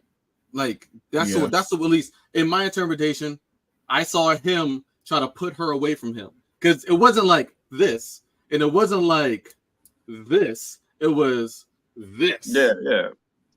Like which is why we know she wasn't a physical threat to him. So it's like assault. By the letter of the law, yes. By the letter of the law, yes, it is. She assaulted him, but we all know she wasn't gonna. Which is why it was so funny that he was running, right? It's why it was so funny. But there's a lot of validity. There's a lot of validity to what Kamon said with him running for his life, right? Like that, like it doesn't matter if like she's a physical threat to him or not. It doesn't matter who you are as far as putting your hands, but again, we don't know what happened in the car. But there's a lot of validity to what he said, where it's like he's a black man, right? Also very much in the public eye, especially now, but even before now, very much in the public eye, right? He's a black man in a situation, unfortunately, with a white woman. And that shit has spanned generations, tale as old as time, unfortunately. Niggas have died for much less. You know what I mean? So it's like there's a black man and a white woman in a situation. But I mean, you know, even without that those specifics, it's still a black man in a dangerous situation for his reputation and his life per se, right? Y'all know like that one show. Well, I was going to finish up by saying, I didn't mean to cut you up, but I was going to finish up by saying, like, he is, no matter what happened, the result is what's happening right now, where he's on trial for being accused of assaulting this woman. And it's unfortunate the justice system has never really worked out in our favor on that. You know what I mean? So I'm sorry. To think of instances where it did work out. I guess I'm not going. Never mind. Anyway, so y'all know what's that one show? What's that sitcom show that Anthony Anderson has? Blackish. Blackish. Y'all ever watched Blackish? Yeah, I watched the whole thing. Couple episodes. Yeah. So there's an episode with a little white girl in the elevator. Yes, right. They just see her in the elevator and they don't know what to do. Yeah, they don't know what to do. Oh my God. By herself or something. Stay right here. Yeah. Or no. They're just like, whoop. Yep, they just turn around and walk away. Nope. And then his friend sees the same thing. He's like, "Oh man, sorry I'm late, but it was a little white girl in the elevator." Yeah, I did see that clip. He's like, "Woo, avoided that because the joke was that it's a trap, right? You get on that elevator with the little white girl. Next thing you know, like, you know, there's cameras in the elevator. Next thing you know, that the next time that elevator door opens, there's going to be a whole bunch of cops waiting for you, and security waiting for you. You know what I mean? And all it takes is an accusation. Right. The little white girl can say whatever she wants, and the little white girl will probably. So that was funny, but that's scary too, man. But I feel like that's the situation here, because here we see Jonathan Majors running in this video, right? And again, we don't know what happened before. We don't know what happened. We don't after. We don't know why she was on the floor. You know, we don't know any of that stuff. But what we do know is that scenario, and all it takes is even with that video of him running, all it takes is an accusation, right? And all it takes is and then you're immediately on the defense. You have to, for like essentially your life, for your future, if not your life, then your future, you have to disprove this accusation out of nowhere. You have to disprove it, right? And I feel like that's like when it comes to a situation where I guess it's because it's a black guy and a white woman, like and Jonathan Majors essentially is like he's fighting for his career. Like if you want to say he's running for his career, fine. But like I feel like that dynamic has in this country has always been very uneven. Very, very uneven. I was trying to think of scenarios in which I don't know where it worked out with a black guy and to disprove his accusation. I can't really think of any. Like, and do not say OJ, because that's not what we're talking about. I was about to say P. Diddy, but I didn't want to start none. What was that movie? What was that movie that y'all remember Aldous Hodge? Assault women? You know, because there's videos. Sorry. There was that movie that Aldous Hodge. You know, I remember Aldous Hodge from Black Adam, Hawkman. Guy who played Hawkman. Yeah. So he was in this movie. He was in this movie, Brian Banks. Y'all know about that story of Brian Banks? No. I've heard there's a football player. Historical fiction? No. It's based on a true story. So this football player was accused of sexual assault, but it was by a black woman. That he was accused of sexual assault, but it was like, again, this is all just an accusation, right? All just based on her word, and his life just spiraled all the way downhill, right? Lost everything. He went to jail. Lost everything. He lost his life basically. But at the end of it all, right? He had to try to he was trying to, like you said, disprove that happened to him so he can get some semblance of his life back. And at the end of the day, the girl made it up, right? The girl made it up. And he wasn't really anybody at the time that it happened, because this was like back in, I think this was like right before his career was about to take off in the NFL. But like she made it up, and he needed her to admit that in order to get, you know, the court case, or it was a money issue and the court case or whatever. But he needed her to say the words, "Oh yeah, I made this up. I made this up. I was tripping. That never happened. You didn't rape me," and things like that. And she did, just to get out of whatever situation was about to present itself with the court and the money or whatever. But it's like, yo, this man lost years of his life, right? Mm-hmm. Like a lot of his adult life he lost because this girl just said, "Oh, he sexually assaulted me." And it's like, you know, and this is from a black woman. This is from a black woman. That happens all the time to athletes, man. NBA stars, college players, like you'll be highly touted. First round of the draft, you get sexual assault allegation charge. Next thing you know, you're not drafted. You've missed out on millions of dollars you potentially could have earned through your career because of a few bad decisions. But yeah, just gotta be smart, I guess, man. Be smart, you know. So I don't know if being smart. I mean, yeah, be smart. Be smart, yes, but like that is out of his control. Like that was out of his control, right? Like again, we don't know what happened exactly, but like maybe if it was like just her, the women that you choose to be around, you know, like how would he that know? Girl was not trustworthy. How would he have known that though? Yeah, define trustworthy. That's the case. It depends on. They're already subjective. lying. That's subjective as hell. I'm sure there are key signs that you can pick up on. Are you looking at the body, or are you looking at the personality? You know what I mean? So maybe that's what I mean. People's personalities lie all the time. Yeah, she might have told you some stuff with the promise that you could have sex with her, where you ignore key things about her personality that could have been happened. That might have happened, or that might not have happened. Like, you know, he wanted to be with her for whatever reason, and for whatever reason, this shit starts happening, right? That, like, who would have known? Who would have thought? Who would have known? Like, there's no way he would have known, if anything, that things were going to shape out this way, depending on whatever the fuck happened to start all of this, right? Like it could be so many different factors in play that led to this series of events. Like she's probably crazy, maybe, but probably not, right? Like, you know, we're probably defending a fucking a fucking serial abuser. And that's why we have to let the investigation go through. That's why we have to let the court stuff go through. We have to just observe and like hope for the best, right? But again, we can't make any presumptions here, right? So they said, like I was Jonathan talking Majors, about.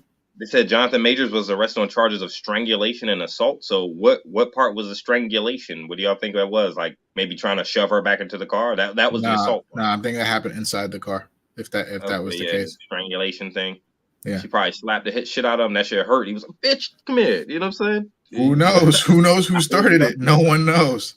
No one knows. And the driver was driving. Yeah, the driver was driving. The driver, I don't know how much the driver may have seen, but then they discredited the driver completely because of bias. So the driver's word doesn't mean anything apparently, which is weird.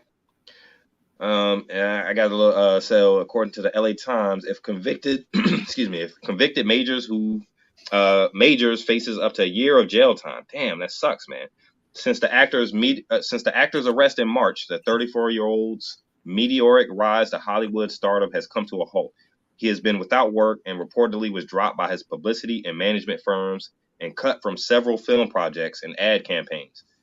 Major's defense attorneys have maintained his innocence and have alleged that it was 30-year-old professional dancer and choreographer Jabari who was the aggressor in the incident. Jabari is the woman. Prosecutors have painted the acclaimed actor as an enraged partner with a violent temper whose alleged March attack was part of a pattern of physical and emotional abuse. So they're saying that Major's defense attorneys are saying that she was always like this. She was physically and emotionally abusive towards him. So, but I think even as black men, you know, and even with Majors' stature and the way he looks, it's like it's hard to buy into the fact that he was being physically abused. I can buy the emotional abuse part. Even though we know it can happen, we know he can be men. How many times Maybe can he he was be being slapped hit in and the he face? was holding his cool until that moment. How many times can he be slapped in the face before you react? I can buy it. I can buy that too. Like, but so, it's just, it's just from his slapping him in size the and his face. stature, it's like, bro, you're not gonna let that girl hit you. That's assault. I mean, that's the abuse. It is. That's, it is what it is. But then, why be with her? Why be with her? Why go through all that if this is her pattern and you still decided to go on that date that night with her? That's a larger, broad question, right? Yeah, like why do people stay in relationships where they're relationships or emotionally abused? Yeah, it's just he's so big. I'm like, dude, she really physically abused you, bro? Like, it doesn't matter. It doesn't matter if she I might not hit you, but I'm gonna get a roll of duct tape and I'm gonna tie your ass up and I'm gonna leave you right there. It doesn't matter. If she's slapping the shit out of him, then she's physically abusing him. True. You know, it's just if she's calling him all kinds of names to his face, and like she's saying abusive things or threatening things to him, derogatory things, like that's whatever, emotional abuse. That's a verbal and emotional abuse. Like, it ain't got nothing to do with size. I just look at him as being the well-known, successful actor. So the thing is, why even be in that situation? You know, I don't know. I imagine Jonathan Majors being an alpha, right? Like, he seems the type. Maybe he's not. Maybe he's don't get tricked. He is an actor. We only see him as in the roles that he plays. Right? We don't know him personally. Right? Right? All of the things that they're saying that are negative about him could be true. So we don't know anything. We don't know anything at the end of the day. We don't know. He's an actor. He gets paid very well to lie for a living. Right? Actors are known to have crazy big egos. Oh yeah. And they're known to be extremely emotional and erratic. Yeah. Because they need to tap into that to act, right? To run the gamut of emotions when necessary. So we only know him as far as the roles that he's played. We do not know him as a person. He could be a very different individual. I think in most cases it's actually that's actually valid, but again, everyone's different. Like, all in all, we're speculating. We don't know what's going on. It's just, let me read a little more from this LA Times joint. So it says the trial, this is from the LA Times, says the trial hinges on whether Majors assaulted Jabari in New York while they were riding in the backseat of a Cadillac Escalade on the evening of March 24th. The alleged incident erupted after she read a romantic text message sent to his phone by another woman. But Majors maintains he is the real victim. At least that's the message his defense attorneys hope will stick with jurors. Oh, so she saw a little, which I could believe. You know, he's a popular actor. You know, maybe she did see Okay, what if she saw a text message come through his phone? And I'm just speculating. That's what we're doing. She saw a text message come through his phone. She said, "Nigga, who is this? Who is this woman that's texting you, huh?" And she mushed him in the head. Technically, legally, that's assault, but Jonathan Major, you can survive that, you know? Like, I just, how did the argument escalate to get to you picking her up and trying to shove her back into the car and then running 5 city blocks? Maybe he didn't like it mushed in the head. Well, maybe she did it 5 times. Yes. Maybe she did it 5 times. Maybe she did it multiple times. Yeah, but okay, you can understand a woman being upset in that way when I see you are a successful, popular actor. That did not give her the right to mush him in the head. If this is the situation that you're playing out, they did not give her the right to do that. To touch him. But none of that would give him the right to physically pick her up and put her back into the car. But that's what he did, and that's the situation we're dealing with. You know, I think he was trying to get away. Inside. Yeah, we don't you know ain't what trying happened. to get away from her. When you try to get away, you ran. When you try to pick her up and shove her back in the car, you're not trying to get away. He had to wait for the car to stop. He can't just jump out the window. So he has to deal with that situation until the car stops. And then he has to get out the car. She's pulling on him. Remember, there's 2 seats in the back seat. She got the same door he did. Yeah. Which means she was all climbing over him. Right. So he's getting out the car and he's like, get off me. He puts her ass back in the car. Get back in the car. He leaves. She's dragging on him as he's hitting the sidewalk. He shakes her off and he dips. Like, I mean, that's the order of events I just saw happen, right? That last part. We're going to speculate again what's in the car. We don't know. But even still, even if this is totally justified in our eyes, that does not mean this nigga's career is not over. All of this could make total sense. And if we were in the same situation, we would have done the same thing. And this nigga's career may still be over. Oh, yeah. No, his career is over. Man. It sucks for him, man. His career is over. I hate to say it is over. Yeah, it's over. All this from one bad night. He can rebound, but it is. He can rebound. I think he can rebound. Maybe not with Disney. It might take a few years. I think he can rebound though. I don't know. I mean, because the video, he didn't strike her. We didn't see. Yes, he picked her up and tried to force her back into the car, but that, like y'all were saying, that could have just been a measure for him to try to get away. You know what I mean? Hey, get away from me. You know what I mean? Look at Johnny Depp. He didn't Ray Rice her, is basically what I'm trying to say. If he'd have Ray Rice her, then we know. Look at Johnny Depp. Johnny Depp's career is over. For something similar, for all intents and purposes, yeah. For something very similar that happened. These are 2 white people, right? Like Amber Heard accused him of assault. He accused her back. Turns out he was right, and she's still gonna be an Aquaman too, despite being her role being cut significantly. She's still in movies. His career is done. Maybe that's just a product of Johnny Depp being the bigger name, and sometimes you just got to bide your time and wait. Maybe 2 years from now, Johnny Depp will have a major role with another major studio. It might not be Disney. Similar situation, different. But Kevin Spacey, yeah. Turns out he wasn't. Career's still over. Career's over. I would hope that Jonathan Majors, his range is enough that he can still I'm find glad work. Because it sucks. I'm glad he was in the prime. This jumping. Yeah, it's messed up. So Claudine, the article goes on. Does he have stuff coming in Hollywood in America? Who? Or is it just in Europe? Because if it's in Europe, that's different. I'm referencing his career in Hollywood is over. Okay, yeah. I think he's enough of a name. He'll still bounce back, but especially, but it'll take a while. But you're right. He lost a lot. He lost a lot. He lost his Pirates of the Caribbean space. He lost a lot, man. He lost Pirates of the Caribbean. He lost Harry Fantastic Beasts. There's not a whole lot. There's not a whole lot that he had built that he's going to be able to come back to. It's gonna be like a monumental risk, and that's not something that Hollywood is willing to do, to spend a whole lot of money on a huge risk like that, where you were in the public eye for something so negative. Even though you were proven right, but like, yeah, Hollywood's not going to invest in shit like that. And then this is a white man who's been in the game for a much longer time than Jonathan Majors. And now we're talking about Jonathan Majors as a black man. Whose career was really going somewhere, and then here we are. His career is over, 100%.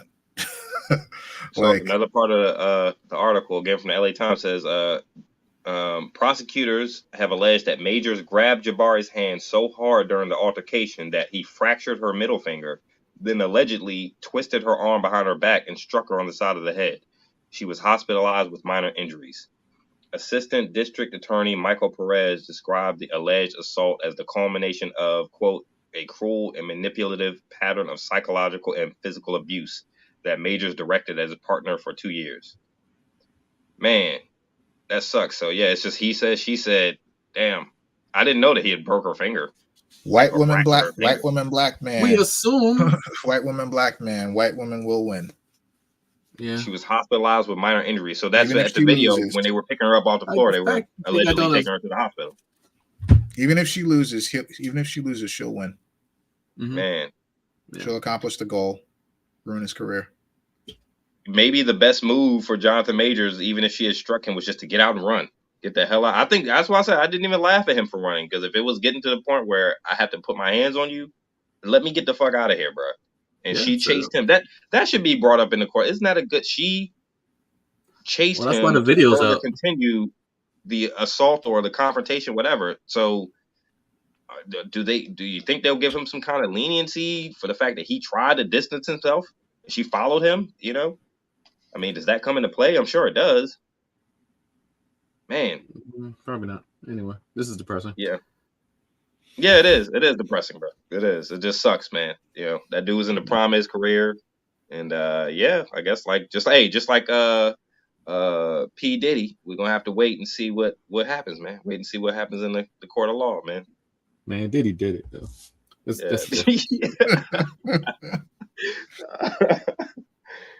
Yeah, Diddy probably did do it, man.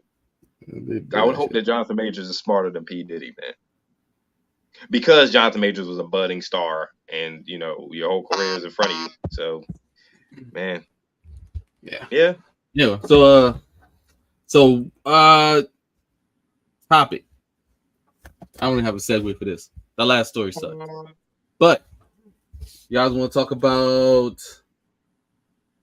I'm gonna cover the story that I saw just pop up in my feed about you guys ever heard of the Satanic Temple? I never have until you shared the link.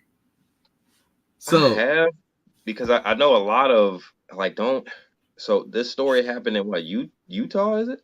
Iowa. So don't a lot of like those Midwestern or Western country states, don't they have like a Scientology bases, and like don't a lot of those like kind of cultish followings? I know they kind of like base themselves. I'm not going to say and be like, oh, they're all in Idaho or all in Iowa, but yeah, a lot of stories you hear, they are. A lot of those mega churches are out in that way. You know what I mean? So it's yeah, I guess. But I have heard of the Satanic Temple before.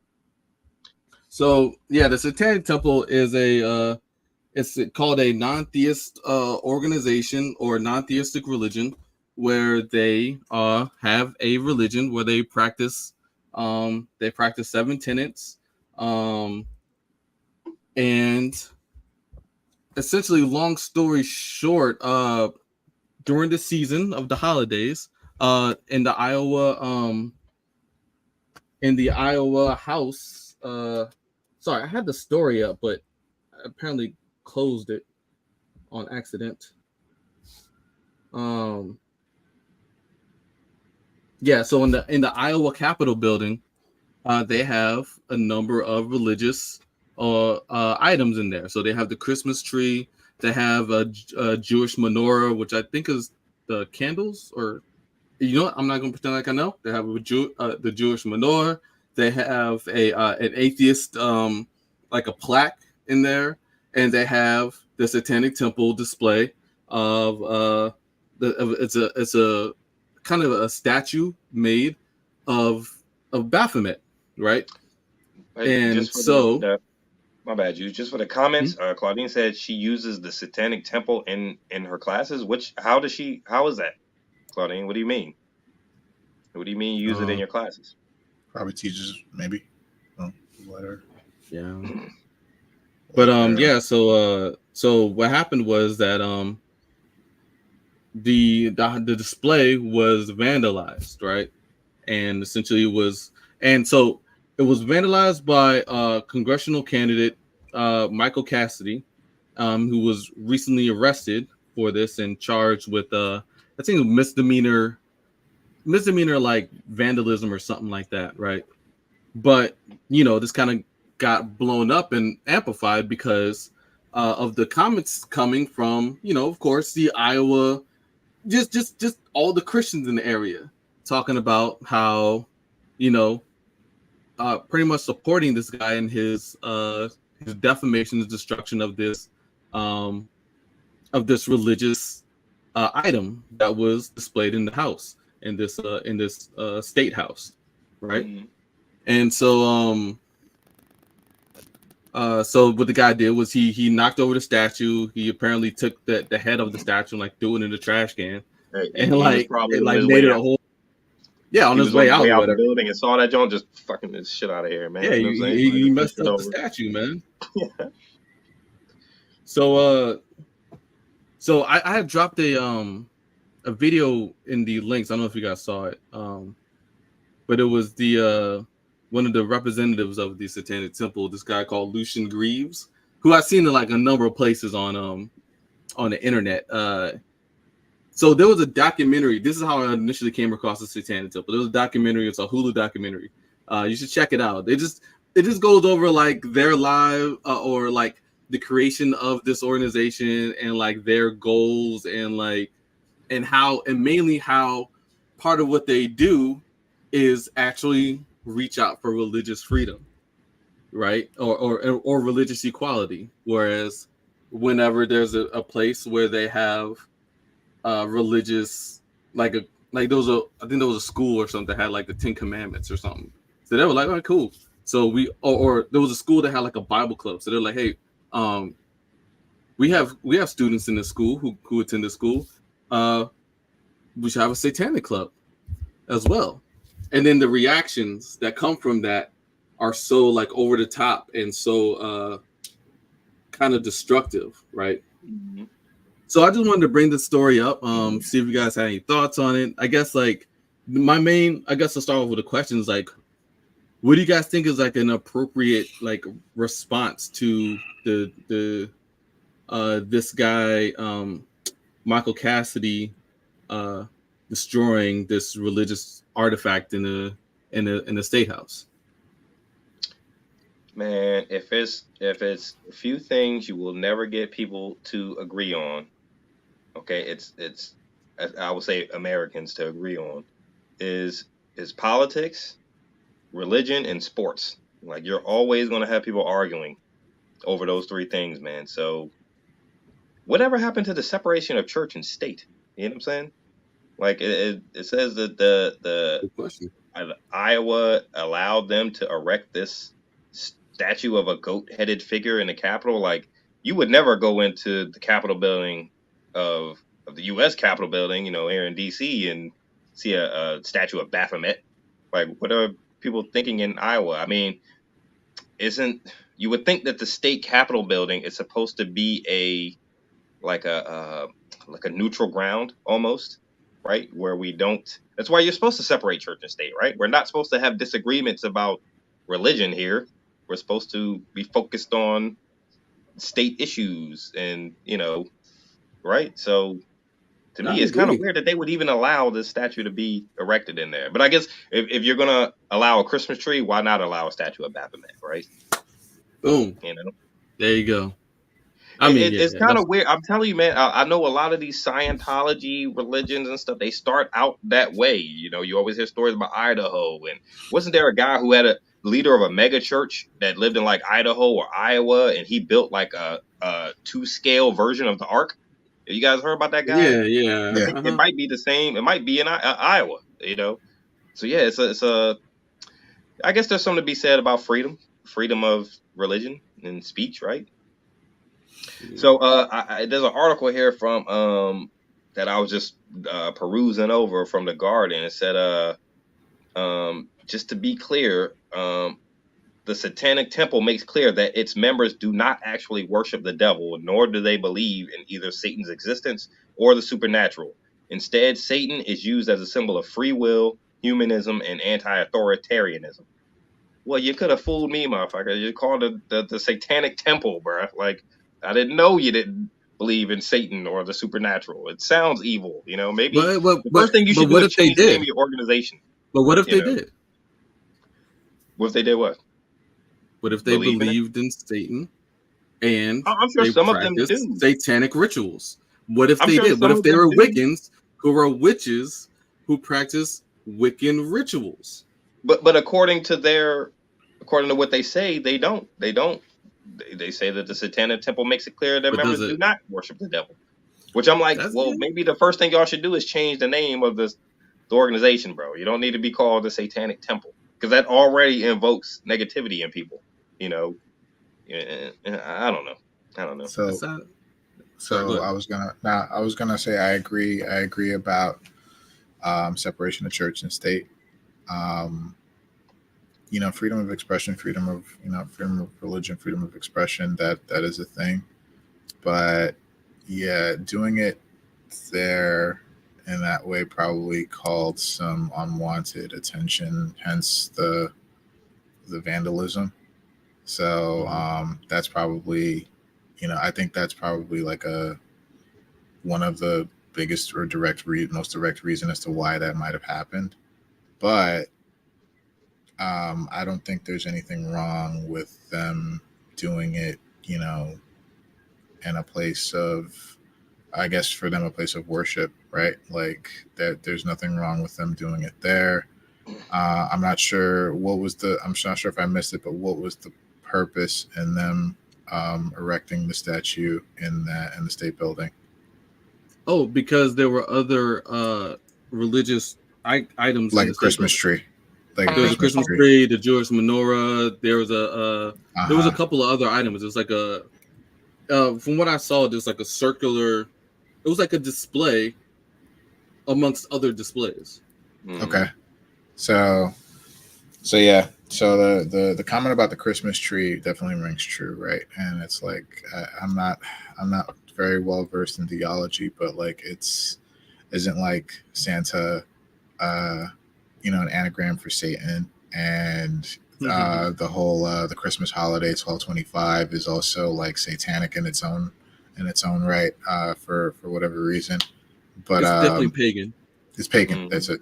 But like it's still like, yeah, maybe not the right place, but I don't think there's anything wrong with doing it in I guess a more appropriate place. So good. Sorry. Not good. So like back to my question, like what do you think is like a proper like response to the guy who went out of his way to vandalize a You mean as far as religious legal, yeah, sure. As far as like whatever Social. punishment he should face? Yeah, I don't think he should face. I don't punishment? think maybe a small fine or something for vandalizing government property, right? But other than that, like slap on the wrist. I would hope it's nothing legal. Like that statue wasn't even. They didn't even put that much thought to that statue. You know what I mean? Did you see the picture of the statue? Like damn, I mean, it looked like they put like aluminum I don't foil on want the to judge head. other people's artwork, man. Y'all But gonna, if Doesn't y'all gonna matter. put a statue Doesn't of matter Baphomet if it was.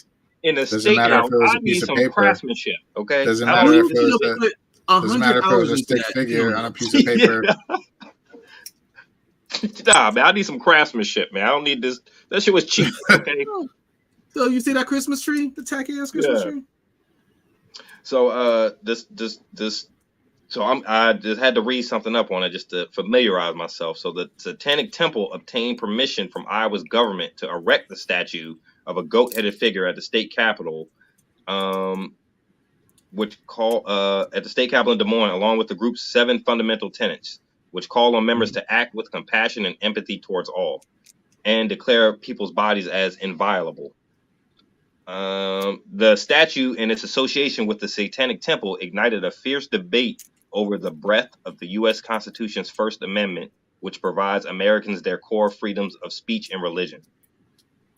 Point. So the Satanic Temple does have a point, right? If you are allowing these other people to acknowledge have their freedom of speech and their freedoms of religion, then why not us?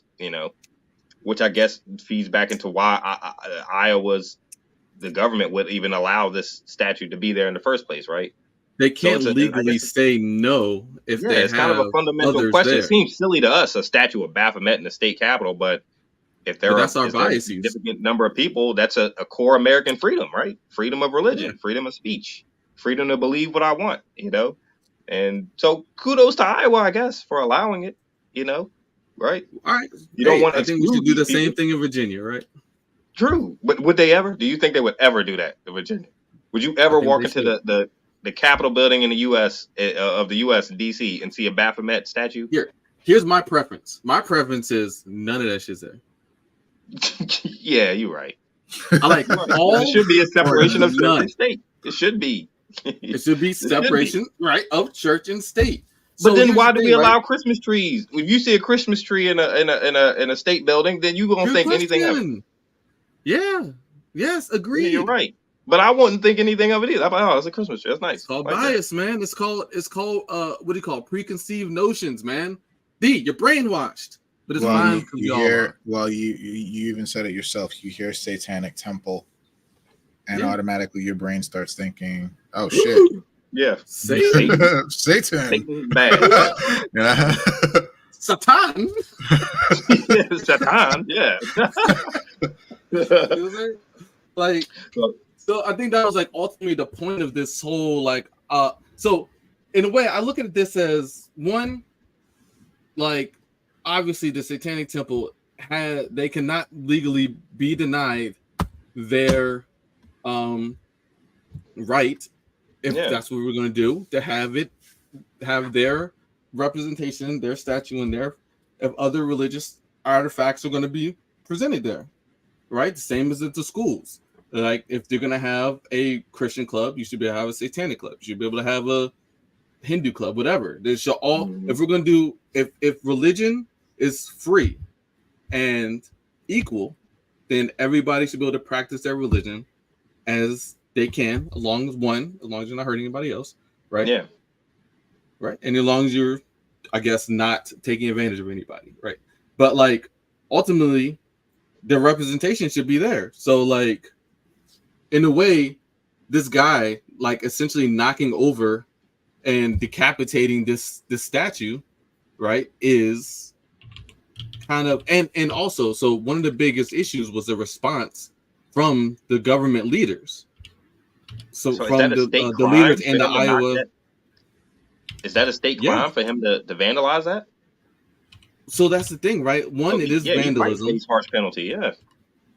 But two, like, what will constitute a hate crime? Vandalizing our statue would definitely. I don't know. Like, if you knock over any cross, that's not it's not a hate crime, right? I guess by the letter of the law. See, that's where we get into the minutia of law. I think intent would matter. So his comment was, and I don't have it in front of me, but the guy who knocked over the statue said it was too satanic. Something along the lines of it was satanic and evil, and I had to knock it down, right? Mm-hmm. So. Or something along those lines. I don't have the direct quote. But like, you know, at what point, you know, do we say? And also, if this will be a hate crime in another case, like what would constitute a hate crime? Probably repeated action, right? Repeated vandalism of a religious artifact or a religious site, right? So if they're constantly repeatedly vandalized and harassed by Christians or Jews or whatever, whoever does their harassment. At what point, you know, are they going to be treated equally under the law, right? So it just brings up a lot of questions, you know. Yeah. Hey, look, they said the article says the Satanic Temple described the damage to the statue as being, quote, beyond repair. So, yo, he fucked that statue up, dog. He probably He probably took that shit up to the top floor and threw that shit out the window. You know what I'm saying? Like all types of stuff, man. But I mean, you can't. Anybody who in their right state of mind, you can't blame the guy. It's a Satanic Temple statue of Baphomet, bro. Like all that just says is evil to me. Like that's all it. Maybe I am brainwashed, you know. But everything that in that sentence, a Satanic Temple statue of Baphomet, It all says bad, you know. So I kind of don't blame them, you know. But you know, would you be willing to go to a Satanic Temple rally? Like, say they had like say they said, hey, Jews, you know, Frank, Derek, we're going to invite y'all out. Want y'all to come. Say they don't worship on Sundays. Say they worship on Fridays. Want y'all to come on Fridays and sit and just listen to the message and see what y'all think. No, Would y'all be thank you. willing to go? No, thank you. I'd go just to listen. As long as I can guarantee it's safe, no fuck shit is gonna be going on. No, you know thank what I'm saying? you. No, thank Yeah, you. I'd go just because I don't want to, but it doesn't mean I have a problem with I'd with go what in there they're and just doing. laugh the whole But time. I was like, nah, I'm good. Like I'm like devoutly agnostic, whatever that means. So I'm just like, you know, I'm not sure what's going on out there, but I'm pretty sure it's not none of this shit, right? Yeah. So like I'm pretty sure like it's whatever's going on is not of consequence to me, right? I'd go just because it'd probably be fun. Like I don't know, like I've watched a number of like things surrounding like Satanists and like their and like Wiccans, and like they look like they have a good time, man. Like that's all I gotta say. It looks like they're having a good time, man. Like so do they have like, I should have done some research on the Satanic Temple. Do they have like a holy book? Is there like a holy book that's the scriptures of Baphomet? I don't know. Yeah, the Baphometian scriptures and whatnot. Yeah. What's it called? The Ortrice Mécanique de l'Élise Caramel. You know what I'm saying? Chapter 2, verse 4, the book of Baphomet. Mécanique de l'Élise Caramel. Yeah. I don't know. What's that joke called? Necronomicon? Yeah, they got the Necronomicon. That's old school right there, though. That's Army of the Dead shit. Yeah. It was made out of flesh. The cover of the book is made out of human flesh. It's pieced together and sewn together with the hair of orphan children, you know. Like, I don't know. Shit. Yeah, probably. Yeah. Everybody's got one, you know. You gotta get your own. Pass them out for Christmas, man.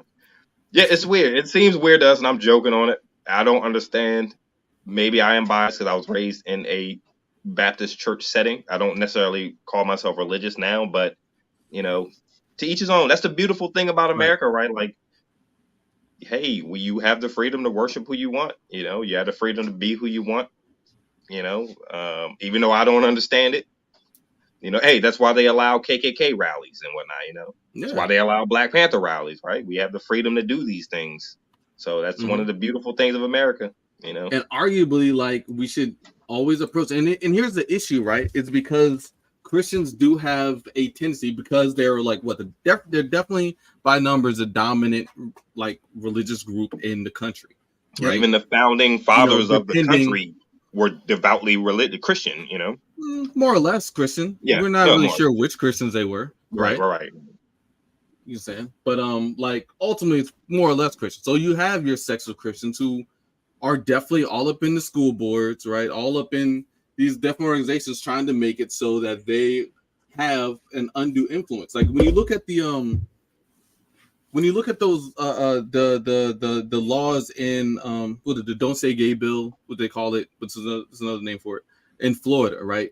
Like those are fundamentally like conservative Christian laws when they have a problem with gay people based on nothing really but their religious perspective on them from a verse in the Bible, and try to enshrine it into law using fear mongering and misrepresentation, and in order to outcast or to make it so these people can't live freely, right? Or to make them outcasts. And like we have to take I don't know. I just feel like topics like this help put stuff like that into perspective, right? You have to kind of be aware that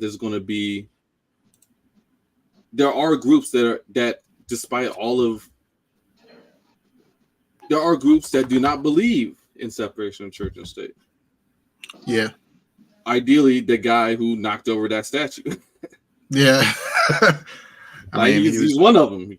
Yeah, I mean, he was right there in the building when, you know, he decided to go knock it down. So, but I mean, that's you're right. Like, Christianity seems like Christianity has like the dominant nature or the dominant force, where they're like, yo, anything we say, it should be like the gold standard. You know, always So right. like, yeah. So it's like everybody else, especially if it's something like, Satanic Temple, anything like that comes along. No, we can't have that next to our Christmas tree. Yeah. It's like the sacrilege, the placing that like, next what does to our that Christmas mean? The tree. How dare you? blasphemy. Yeah. And Which the you argument kind of that understand, but then the American side of you should also kick in, where you're like, hey, they're kind of their right, even if I don't agree. It's kind of their right to do.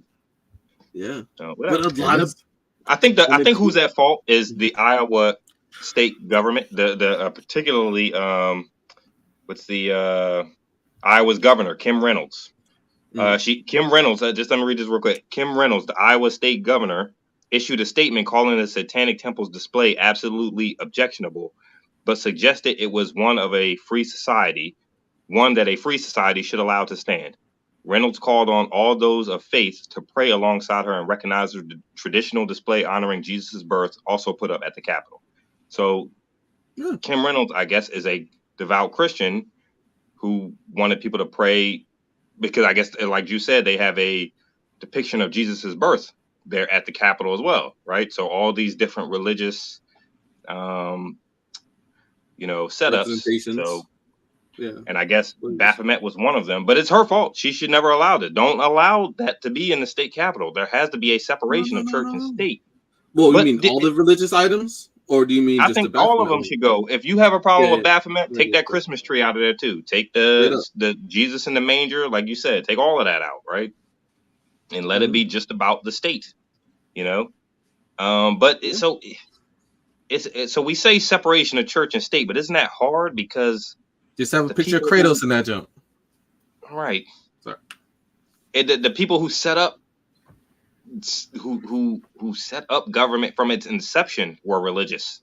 So those religious ideals are going to still be all woven into the fiber of any state government or federal government, right? Like, so how do you separate church and state? They were capitalists, right? The founders? Yeah. I would guess so, yeah. But, we're talking hundreds of years ago. Religion was probably way bigger than it is today. I mean, I could see them being devout Christians or Catholics or whatever they were, Jews. I don't know. I don't want to put words in my mouth, but I know that there were a number of founding fathers who were not necessarily Christian. Yeah, hey, they could have worshipped Baphomet, or of a Christian-esque religion who didn't follow the same Christianity, right? Like there were a lot of Gnostics. Gnosticism was definitely a thing back in that time, and Gnosticism is just a diversion, or not a diversion, but it's a branching of more lore from Bible-esque shit, right? Mm-hmm. Put loosely, it's just more Hebrew lore. I don't know how to put it. Anyway, it's more Bible-esque lore, right? So there, it's not necessarily this, but the Book of Thomas ain't in the Bible, but there's a Book of Thomas. You know what I'm saying? There's this guy on YouTube called the Gnostic Warrior, who's like just uploads all these videos, interviews, talking about Gnosticism and whatnot. It's pretty interesting, man. Like, I wouldn't say that I subscribe to a lot of those views, but it's interesting nonetheless. The Gnostic Warrior, yeah, it is pretty cool. It's all bullshit. Yeah, but see, we have to start everything over if you really want to separate church and state. Because I mean, even on our monetary notes, it says "In God We Trust." So it's God though. It doesn't religion say is kind of a part of it. It doesn't say in Yahweh we trust. Right. It says in God.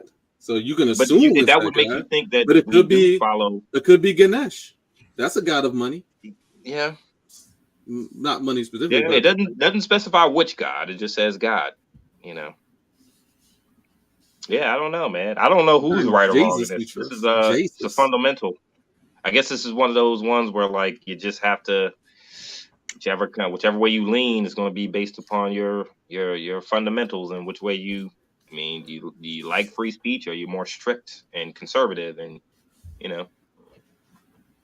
Who knows? Yeah, I'm mainly just bring it up just because like this is one of the issues that one, not a new topic. Two, still fighting that shit, right? It's definitely interesting. Like we got to be vigilant, man. Like I mean, I say we, but like like here's one of the issues that I was thinking about this, and that I feel like it could potentially happen. Say this has been challenged, right? This guy is they charge this guy, he fights it. He doesn't want to be charged with whatever, so they fight it. It goes up to another court, right? Eventually, you have a court case going to where what's going to be allowed, right? Will there be punishment for defaming religious items, right? And say this goes all the way up to the Supreme Court. I mean, I don't know how court systems work, but the Supreme Court is not necessarily on the liberal side at this point in time. Yeah. That can swing. That decision can swing in either way if it gets to them. And guess what?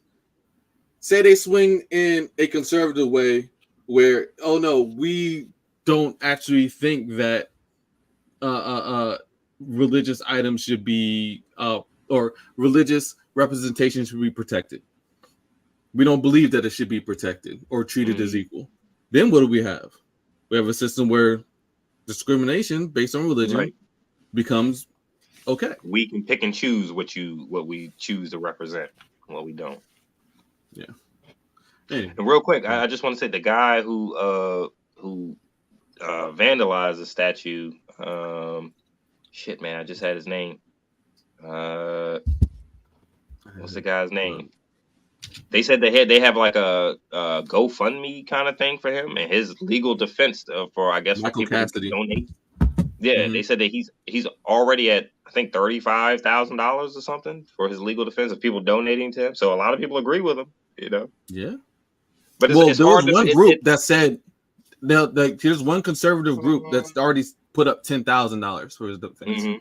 That's just one conservative group, but yeah, like here, conservatives. And it's just kind of weird because like this thing is interesting because it is a case of who's right and who's wrong. Like it's a fundamental thing, right? Like I don't think either of these groups are right or wrong, right? Like the Satanic Temple should have the freedom to display their their religion, have their religious display at the state capitol if all these other religious groups goat-headed hero do, right?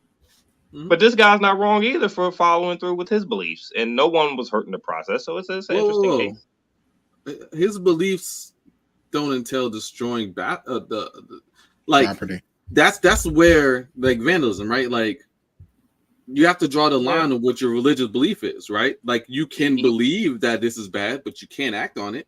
He said you cannot practice worship of Baphomet yourself, but you can't go destroying Baphomet statues. According to Cassidy, and this is from the Guardian, he says, quote, "I saw this blasphemous statue and was outraged," said Cassidy, a former U.S. Navy pilot who has previously run for Congress unsuccessfully in Mississippi. "My conscience is held captive to the word of God, not to bureaucratic degree. And so I acted." So he felt impulse inside him to say, hey, this ain't right. I'm going to do something about this. And I can respect that. That's all I'm saying. Whether he was right or wrong to vandalize the property. Yeah, that's where you get in the legals. But to me, the Satanic Temple wasn't wrong, and neither was this guy. So where you coming from? Point of view, where you coming from? Interesting. But, interesting. Yeah, topic. Would you have destroyed the statue, Juice? If you saw that, I probably would have stared Claudia at it. says, "Death to the Christmas tree." Burn it. I would have stared at the statue and be like, "The fuck is this? Like, seriously?" I'd have walked by that. It is weird. Maybe I am brainwashed. Like, cool, weird. Because like I would have saw the Jesus in the manger. I'd have been like, okay. I would have saw this Christmas tree. I'd have been like, all right. I would have saw the statue of Baphomet. I'd have been like, the fuck, So I guess maybe I am brainwashed. Yeah, it's just I'm not used to it. You just felt like a burning rage inside of you. Yeah. I would have felt the spirit welling up in me to destroy that mother. I felt it in my heart that I just had to destroy this shit. Satan? Damn.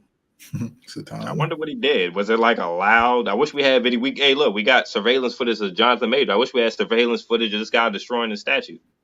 I'm sure it's there. Like, what did he do? Did he rip the head off and stomp on it or something? Did he throw it across the lobby? The shit skidded across the, like what exactly? I just hope they charge the dude, and dude, you hope they charge him? I don't know. Yeah. Damn, Jews, you harsh, man. Vandalism, at least, because it's what he did. No, because here's the thing: if you don't charge him, you condone his behavior. You're setting a standard. I get you saying. It's like charging. I just thought you would be a little more lenient towards him because he was just acting on his religious conviction, Dude, but wasn't out of. I don't have religious conviction. Maybe not out of hate of a particular person, just hate of a ideology. There, I can understand ideology. Clear. Yeah, you're right though. You're right. Yeah, if you don't punish him, then you do condone it. If he'd have smacked a gay person because they're gay, I'm like, yo, I would have had to, I would feel that, like, hey, that's a problem. You can't let this guy do this based on his religion, right? So you can't destroy other people's artifacts because of their religion, right? Because it's different than yours. You can't do that shit.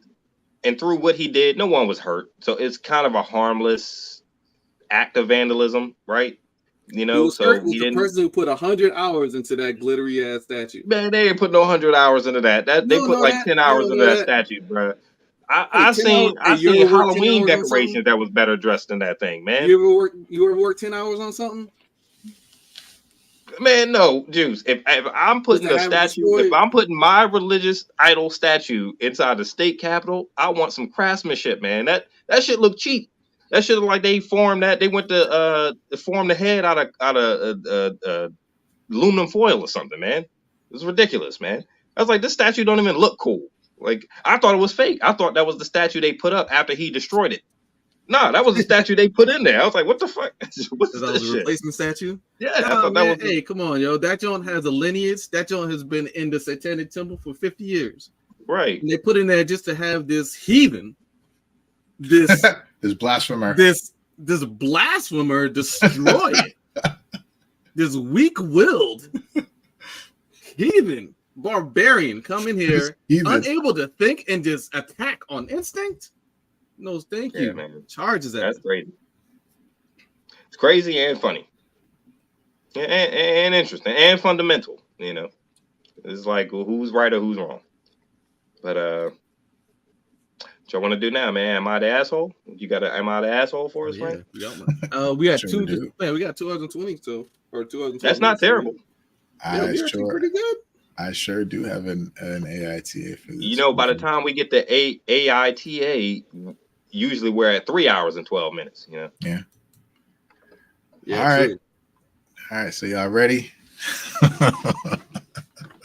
Oh man, that chuckle, dude.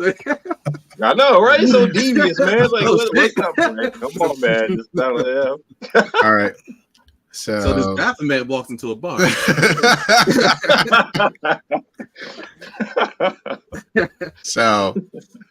All right. So in this, am I the asshole, or AITA? So this person is a guy who lives with a pregnant roommate. Now, the thing about this pregnant roommate is that he's saying that the girl, she's due early next year, and he understands that she's excited to have a baby, but at the same time, she's been making her pregnancy his problem. So then he starts to go and list out all of the things that she's having him do. So first he prefaces it says she's been such a pain in the ass to deal with. First of all, I had to throw out all the bananas because she was complaining about how strong the smell was. She's not helping with cooking or cleaning as much as she used to. She cries about almost everything. It's annoying as hell. Pregnancy is making her vomit, but sometimes the vomiting is so intense. And she pretty much projectile vomited on the floor one time because she couldn't make it to the bathroom, and I had to clean it up. So over the past few months, he's saying that she's been asking him to get things for her from the store. even on the good days when she's not feeling sick. And then he's saying like, well, why can't you just go and get the stuff from the store yourself? And she says, well, I'm not the pregnant one. So then, so then he's saying like, so she's also been asking me to drive her to her appointments, which I did once, but then it became a constant thing of her asking me, and I kept refusing. And these people are roommates, Frank? My bad. Roommates, correct. Okay. So she asked. So he says that she asked me to take her to the clinic one day. I said no, I was busy. She kept pleading with me, and I finally snapped at her because I had enough. I told her that she is the only one responsible for her pregnancy and to not make it my problem. She needs to stop making it my problem by asking me to constantly do favors for her. So, after that conversation, that's pretty much where the story ends, where, he's asking, like, am I the asshole? Because, like, she started crying, and I left because I couldn't take it anymore. I might have been harsh to a pregnant lady, but I don't feel like I need to be her personal servant. So, who is the asshole here? Weird. That is a good one. Have a heart, man. She's pregnant, bro. My first thought is, where the daddy? They're just roommates. They're just roommates. Hey, my first thought, where the daddy? They're just roommates. They're just roommates. That's important. They're just roommates. That's important. And the roommate is a guy. So he's the guy. I could totally see him. I don't know who's the asshole, but I could totally see him getting annoyed. I'm like, where the daddy at? Why he can't go to the store and get you this? I mean, ain't the dad supposed to be taking you to? I can see the dad was working. Maybe this, Maybe the dad, the dad's not in the picture. The dad's just not. Got hit by a car. Who knows? See, I thought that too. He got hit by a train. I wanted to be optimistic and say, hey, because we don't know the races of these people. So I didn't want to be like the daddy not there and the daddy locked up or something, No. So I was hoping maybe he's just at work, maybe it wasn't like a. I think in this instance, race is not a huge factor here. I think it's just based on, you have the living situation of roommates, and the pregnant woman is leaning on her roommate to do a lot of things for her that she either is or isn't able to do. And him being just a roommate to her, he feels a certain kind of way about it. So I feel it. When I got to get down on my damn hands and knees and clean throw up off the floor, you know what I'm saying? Mm-hmm. Like, I get it, you pregnant, but there's a lot of questions. How long are these people knowing each other? Did they meet off Craigslist or something, or are they like? No, that was not indicated. Right? Yeah, I know, but that's like, kind of. Yeah, I'm a like if I don't know you, if I'm cleaning up helpful to know. So or they just like happen to live with each other. But I got it. No, that matters though, because if I met you off Craigslist, that means I don't really know you personally. We're here purely for economic reasons. And now I'm on my hands and knees cleaning up throw up and helping you to your clinic and doctor's appointments, but I don't know you. Now, if I was a friend of yours for years before, that does matter, right? Because then I can have a little more sympathy towards your situation.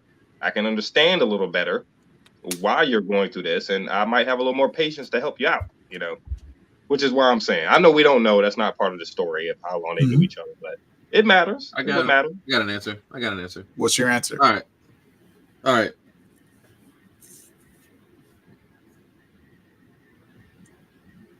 He's an asshole. He's the asshole.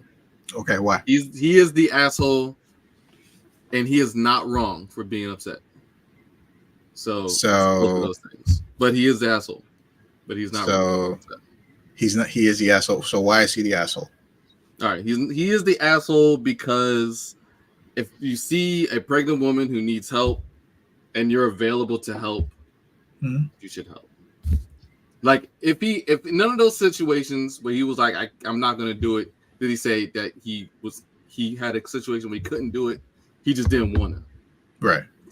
But is that viewpoint based off of your own personal philosophy? Yeah, definitely, absolutely, my own personal philosophy. So basically, if it were you, you would help. Yeah.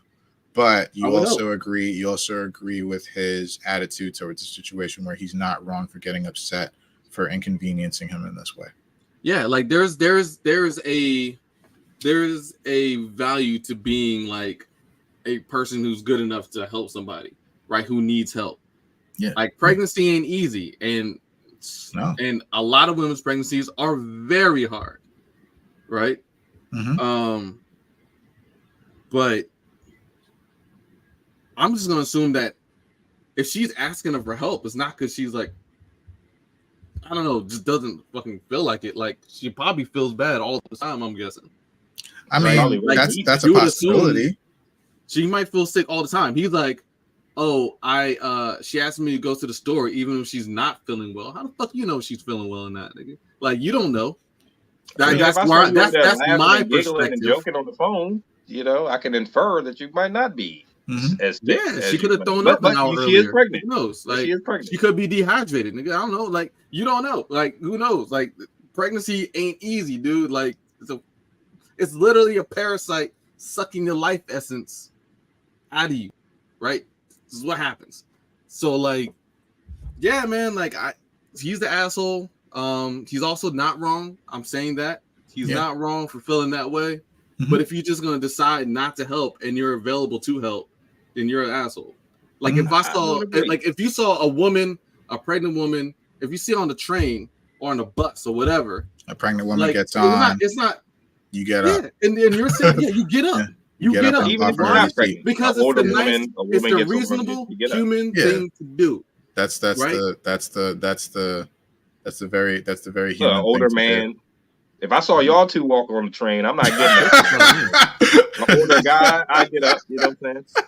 Older man, hey man, you got my. I'm not getting up for old guy. I'm not getting up for older guy. No. Okay, fine. If he's like if he's got like a cane, or he's got like a walker, then fine. Yeah, you gotta have that. Otherwise, how you doing, sir? Yeah, it's like, hey, nice day, isn't it? As I cross my legs, take up the seat next to me too. Just man spread, So okay, so you feel like he's not wrong, but he is the asshole for the way he's approaching the situation. So D, you never actually answered the question. What do you think? I don't think he's the asshole, man. I think she's part asshole. If any asshole blame goes on anybody, it's her. Okay. Because there are, and Claudine just said this in the comment, there are boundaries, man. Like, we're roommates, you know, and I have helped you.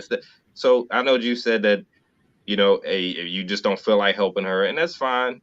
I can see that. She is pregnant, but he did help her. He did take her to the clinic. He did go pick up this thing for her. But when you repeatedly ask me to do these things, when there are boundaries there, you know, that's why I said it doesn't matter how long they've known each other. Because if this is strictly economic and I don't know you like that, that's definitely not my problem that you're pregnant. Like, especially if you weren't pregnant when we roommated up together. You know, I could see if she had the house and I was looking for a room to stay and I needed a place to stay. So she had a listing online. She was pregnant when I got there. Either way,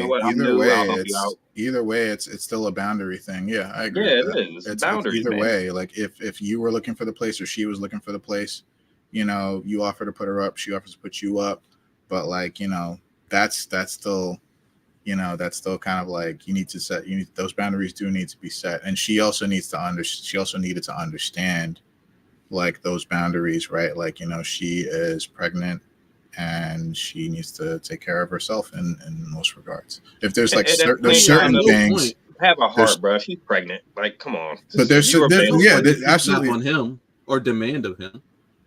Say again. At no point did she snap at him or demand. No, he snapped at her. Yeah.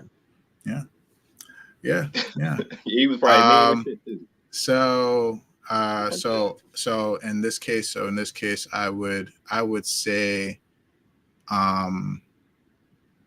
both as well, because pretty much for everything that's been mentioned here, right? Like he's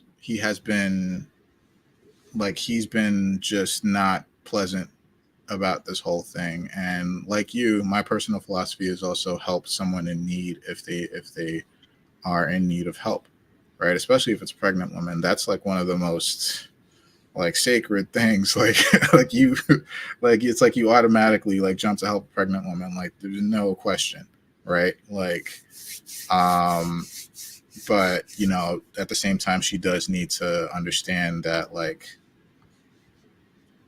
this is, you know, this is a boundary. This is a boundary that you have to understand, that like you have to understand that maybe he is acting the way he is because it's inconveniencing him. Because what you're asking of him is out of place. Mhm. So, you guys didn't think Wait a we were. minute. You guys didn't think we were finished, did you? Hold on, I got a question though. Is Yeah. asking for help making her the asshole? Is asking for help making her the asshole? No, but asking one too many damn times is okay. Like if I help you twice and you ask me 3 times, like okay. So it might. I don't think it's either of those things, but I think both of those things matter. So asking for help and asking for help too many times, those can contribute. I think it's really based on the basis of their relationship.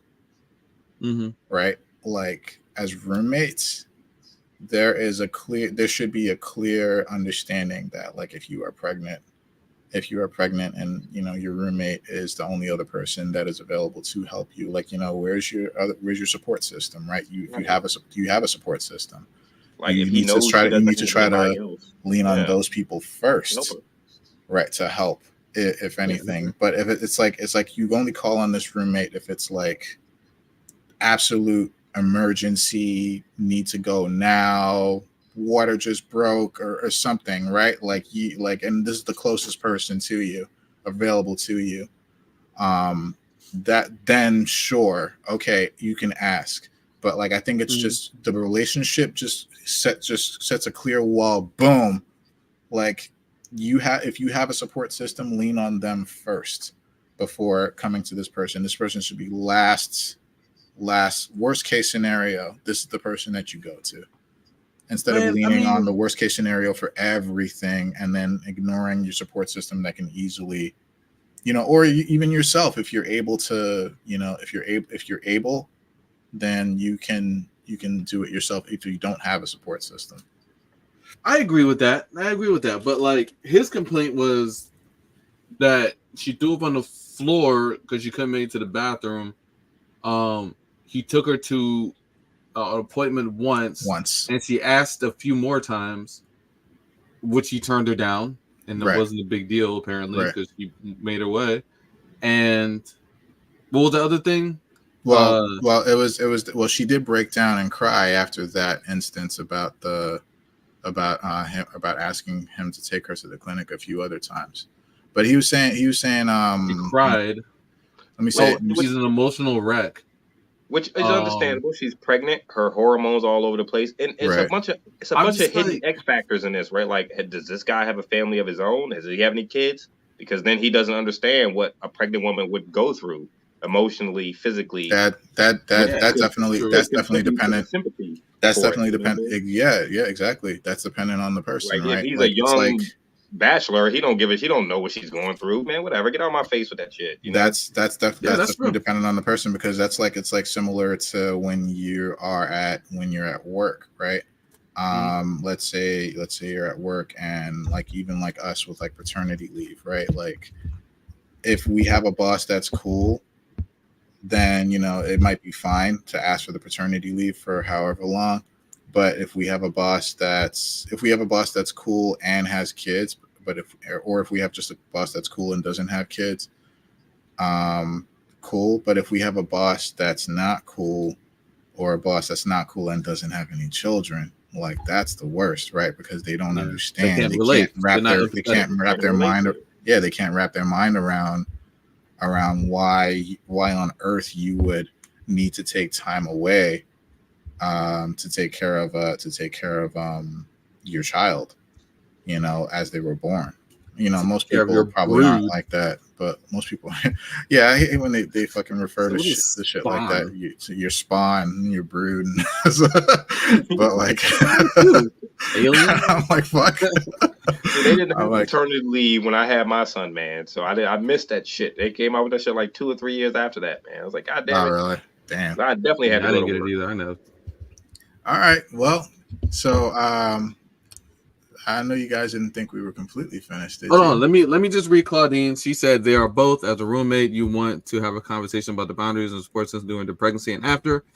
She is the bigger ass because she went from asking for help to expecting him to do this for her because of her situation. So Okay. I'm gonna read that.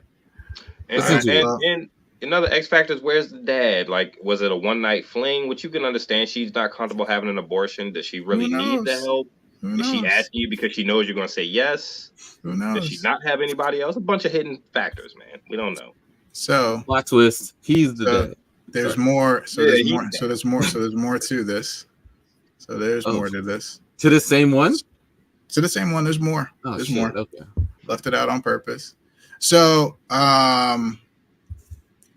so there were people commenting on the thread saying like, hey, like they were saying like, oh, you're the asshole, or she's the asshole, or no one's the asshole, or you're both the asshole, or whatever. So this one commenter asks, point blank, yo, are you the child's father? And he's like, yeah. And I'm like, and then he says again, even if I am the father, her pregnancy is her responsibility. I'm waiting for the baby to come so that we can be done with all of this. She's my roommate. I mean, that's what she's acting like instead of my wife. And I'm like, yo. Oh my God. Hey, plot twist. Plot twist. You figured it out, though. You did figure it out, though. Plot twist. He's the father. He's the dad. So they're not actually. I'm thinking like they're roommates, and they hooked up, and she got pregnant. No, he's talking about. No, they're fucking married. They're husband and wife, expecting a child, and he's talking about her like this. It negates everything. Definitive of who the asshole is. Then, yeah. It's definitive now who the fucking asshole is. Like, I was just like, what? He could have been serious. He must have just been saying that just for Reddit. Exactly, Claudine. Yeah. Fuck. He must have just been saying that just for Reddit. Nobody's that mean to their wife and the mother of their kid. After you'd be surprised. You'd be surprised. You'd be very surprised. There's some terrible motherfuckers. There's some terrible people out there that seem to appear to have functional relationships on the outside. But like after he said this, pretty much like this shit went viral, like because of this reveal on Am I the Asshole? This shit went viral. Like, it seemed like Reddit came together and just fucking ripped into this fucking dude, ripped him a new asshole. Like, this dude is like, I'm just like, when I saw this, I was like, what the fuck? I'm like, the most hated man on Reddit. One person is like, did she get pregnant via immaculate conception? No, then step the fuck up. Like, what the fuck is wrong with you? People are saying you impregnated her. That child, and thus the pregnancy, is as much your responsibility as hers. Hell yeah. And people are saying like, of course the father buys food and drives the mom to appointments. That's the bare fucking minimum. Like, she's suffering to bring your child into the world. Go to her appointments, man. I remember the appointment I showed up, and they did the ultrasound, the first ultrasound, and I showed up a little late, and they were like, they had already took the stuff off her stomach and all that stuff, man. And I was like, nah, put that shit back on. I want to, put that shit back on there. And she was like, nah, you don't need to hear it. This is what Vanessa was like, you don't need to hear it. And the doctor was like, well, he made the baby too, so he can hear it. She put the stuff back on there, and I seen the little ultrasound. Yeah, put that shit back on there, man. I miss it. This dude straight up was like, and I'll send the link in the chat. I'll send a link in the chat just so you guys have reference. But this dude straight up called her his roommate and purposely left out the fact that he is the fucking father. And he's not only the father, but he is her husband. And like, that was my first question. When you finished the first part of it, I was like, well, where's the daddy? You know what I'm saying? Because like the daddy's responsibility. It was a good question. It was a the good clinic question. and to, you know, It was a good to help question, But but I'm again, like, I can imagine again, a scenario in which, you know, you have a roommate, whatever, you guys in college, Yeah. and she goes down, yeah. and you had a she one night gets stand, a pregnant, and he's hookup or like, something. No, but you gotta do about it. But again, like, this is one of those situations where context matters, right? Like you need the facts here, and he purposely left that out because, of course, in a lot of it, Am I the Asshole stories, the person is never objective, right? There's always something, right? Whereas like, oh shit, there's usually a plot twist of some kind, or there's like a super weird or vague situation where you can't exactly pinpoint who the asshole is, right? So kind of like leaves them, you know, kind of like or put the onus less on them and more on the other person or people involved. And this is like one of the most egregious cases I've ever seen, where it's like this fucking dude literally called his wife his roommate and straight up said that I'm not expected to go to the store for her, to take her to her appointments, to clean up her vomit, to like and he snaps at her for inconveniencing him doing all this shit. Ha! toxic, nasty, dirty. I thought it was important Pathetic. before the reveal of him being her husband. Was he a father? Because we can all agree as fathers, the miracle of seeing I'm a disgusted. woman, this woman push that baby out. You know what I mean? Like it was truly a miracle, bro. Because I didn't think like the human body is just a work of art, right? Like if you would have bet me money, was that thing going to squeeze out of there? I'd have been like, hell no, that thing is not coming out of there, man. You know, and lo and behold, she pushed that thing out, and it's truly a miracle. So it's like you can't help but have sympathy for a pregnant woman. You know what I mean? And like even if he was just her roommate, it's like, dude, help her. Like you might be her only option. You know, she's pregnant. Right. She don't want to get on the bus and be waiting at the Right. bus stop. Give her a ride. You know? But like, yo, so we were talking about support system. You were asking where's the dad, and this nigga is the first, is the nearest, the closest fucking person to. This nigga is the fucking closest person to her. You are the support system. You are the first line of defense here, right? Like you are the first fucking person that should be doing. You're the person that is obligated to do all of that shit that you're complaining about, and you have the fucking nerve to call your wife and act like your unborn child is not your problem. This Fuck asshole you, threw up on the dude. floor. Like, he was mad she threw up and she couldn't make it to the bathroom and she said, shit. You know, he's mad he had to clean it up. Yeah. He's mad he has to clean it up. I would have been mad about that too, whether I was a daddy or not. Like, damn, you be mad about it. You be mad about it, but you suck it up. Yeah, you gonna clean it up. You suck it up. Hey, you know, it is what it is. You suck it up. You suck it up, and you fucking help where you can, because you're the fucking father of this child. And this woman is. I have to understand. I have to understand the mind state of this person to post this. What was he looking for? What were you looking for to receive? He was looking for sympathy. He had to be just looking for shit. No. There's more, because you don't omit a primary factor like that if you're just looking for sympathy, because you can't get sympathy from a lie. Because you know you didn't add it all in there. Again, don't forget. It's something that we talked about earlier. Crazy. Again, don't forget, it's something that we talked about earlier. We're so enmeshed and entrenched in social media. Validation is a big part of that, right? When you see that little like, or that little upvote or a view or something, right? It does for a lot of people release that dopamine, right? Mm-hmm. That dopamine rush that you get when someone validates something that you do or say. So this dude shit went viral after he said that I am the dad, but at the same time, the situation by itself without that reveal was also very popular. So he was getting sympathy from a lot of fucking people. I would say hundreds of thousands of people. He was getting like, oh, you're not the asshole. And why even admit that shit at that point, man? Like my sympathy meter is already someone up here. someone asked him, and I guess he found the one commenter said straight up, "Are you the father?" And he said yes. And I think for some reason he felt like he didn't need to. So I felt like right. maybe at that point, yeah, it's pretty much right. But it's like maybe at that point he got so much approval that he thought he was invincible. Again, that dopamine, right? It does stupid shit to you. So like he thought he was invincible. So he thought like, oh yeah, it doesn't matter if I'm the father. How is that my problem? Right? How's that my problem if I'm the father? And everybody that agreed with me, they're still going to agree with me. No. No,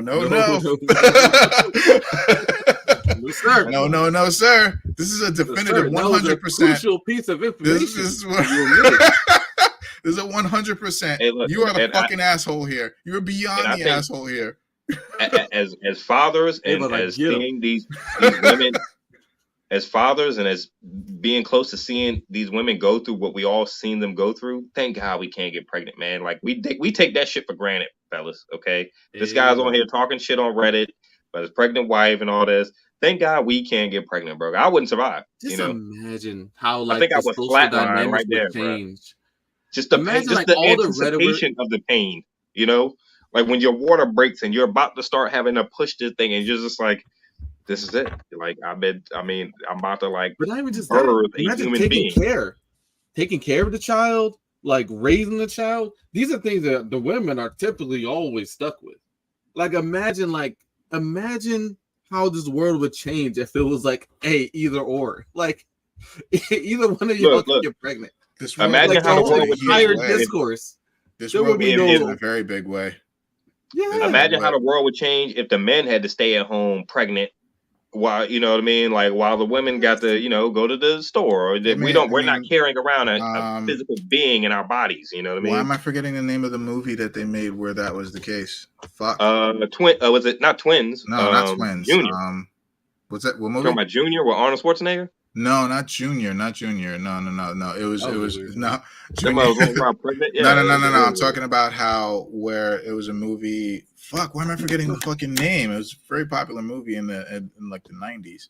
But like it was a movie where like it was the gender roles were switched in that regard, where women were the ones who like went out, and women were the hunter gatherers, and men were the stay at home, getting pregnant, delivering children and stuff like that. Fuck, it's gonna fucking kill me. Mm-hmm. The fuck's the name of that movie? But yeah, so they made a movie about that, and it was interesting to say the least. I think the world would change in a huge way. The dynamic would change in a massive way. Because we all know how much it changed with just birth control being widely available. Like our society. You said what? Yeah. No. Made by men, invented by men. Birth control. Yeah. So. And it's just like, one of those things. It was just like, mass produced, anybody can have it, and it just changed how our world worked. Mm-hmm. It changed. It gave opportunities to women, which they just didn't really have before. Mm-hmm. Or at least not without like not so as simple to obtain it, right? Not the consequence, like birth control or some kind always existed, but like it's like to have it as convenient or as easy it is, like it just opened up so many opportunities. Like imagine the other way around. Anyway, and I think I don't know if the gender roles reversed, but I think the gender roles have kind of just based upon the economic situation here, right? Like I think the gender roles have kind of evened up, right? Like you kind of do need to, but the only thing that still is the same is that the women have to bear the children. Economic, it's more based on economics than like anything else. But the only thing that hasn't changed is that the women still bear the children. Well, that shit suck, Yeah, that's like imagine if you had a womb, right, and as the baby grows within these months, it's pushing your organs to the side to make room for that shit. You know what I'm saying? Like, wouldn't that should be weird? Did you ever see your sons or your daughter Do you ever see them kick when they were inside? You know, imagine how that shit feels. Did that shit feel like? I feel like a little person kicking inside my stomach. You know what I mean? Like I always equated to like probably. I feel like you're about to die. Shit. Like, it's like, oh no, this is it. Yeah, it's like it burst out of me and shit. I remember Miles kicked me in the face once when he was still Izzy was still pregnant. Like I put my head on her stomach to kind of like, because she was like, oh, he's kicking, and I was like, oh, I put my head next to her stomach, and then he straight kicked me in the face. I was like, oh, I'm like, that's my boy. All right. Miles and Angel like. Right? I'm like, yo, that felt like a right. Yeah, I'm like, that felt like. I heard what you said the other night. Yeah, he should have kicked me in the face. I was like, it's time. But just even the way it looks is weird. Like this little hand pushing up again. You know, it's like, God damn, man. Yeah. So God bless women. Like, you know. I was saying, man, I feel like the asshole. Now I'm the asshole because I said she was kind of the asshole. And come to find out, she's a pregnant wife. You know what I'm saying? Damn. So again, the plot twist is always coming with these IITYs. There's been a plot twist literally every time. So real talk, man. So just I would say definitely come to expect a plot twist, but it's like that situation. It was the same when I was reading this. I was like, okay. So I'm like, this is kind of a little hard to determine, but I was on the same page with y'all. I was like, oh yeah, I think in ways they're both the asshole. Like I didn't really appreciate his attitude, but like, she's asking for help as a pregnant woman. So common human decency states that you help her, but then I kept reading and I was like, no. I'm like, no. I'm like, no. I'm like, now I'm 100% sure who the asshole is here. Yeah, man, that's another good one, Frank. Man, that's another good one, man. Yeah. Frank don't miss on these am I the asshole joints, man. You know, I know, right? We should have known at the beginning of the story, Juice, because he did have a devious laugh when he started that. He was like, hold on, man. I was like, y'all didn't think it was over, did you? Yeah, man. It's never like I read through a lot. I read through a lot of them, and I'm like, and then I see something like this. I'm like, oh, I got to talk about this one. That's definitely a good one, man. God damn. But yeah. I'm disgusted. Oh yeah, naturally so. Yeah. Fuck that dude. Yeah. That's you call yourself a man. I'm not gonna say. Was there a reason he's acting as? I mean, it's okay. Bottom line, she's pregnant. You help her. That's your wife. But like, is she being a jerk towards him? Like, is there a reason? Like, is she being unreasonable in some of these situations? We don't know. But at the same maybe time, it's a cultural thing. We are also only getting this from his perspective, right? So he could be making it way worse than he's trying to make it seem. Like he's like way worse, as in. He is trying to exaggerate. He's exaggerating, right? Like her asking him for help and nagging him to take her to the appointments and shit like that. She's probably being really, really cool about it, right? Like, and with the expectation, like, hey, you're my husband. Take me to the store. Take me. Can you go and pick me up something from the store? Can you take me to my appointments? Can you take me to the doctor? Can you, which is all stuff she shouldn't even have to ask for. Like, you should just do it. Like, you're the daddy, motherfucker. Like, I mean, you should be in the know. I'm still thinking, like, even if they weren't together, he's still the asshole. Like, if you're not doing anything, I'm sorry. Like, if you're not doing anything and it's not inconveniencing you, and she need to go to the store, she needs something from the store. What's wrong with you? He was saying, I mean, remember he did say the one thing to the store. I mean, remember he did say the one thing about her, like, oh, like she couldn't take herself to the store. Like, even if she would ask me to go to the store, even if she was feeling okay. But you see now that you know that he's the dad, he has more intimate knowledge. He has more intimate knowledge about how she's feeling. Right? True. Like, so it's like that's that. Women will always have an unfair advantage because she's pregnant. Like, you go to the store, bro. She's pregnant. You stay here. Stay off your feet. I'll go. You know, it would irritate me too. Especially like, did he just get home and she asked him to go back out to the store? Because that shit matters. Matter. You couldn't call me when I was out. You know what I'm saying? I was out. I just got in here 30 minutes ago. Okay, you know? That's something, that right? Okay, yeah. I'll be like, yo, you could have told me while I was already outside. But you still can't tell her no. That's a pregnant. But that's fair. But you know what I would do?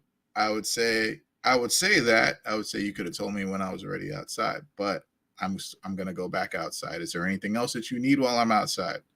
Obviously, you know.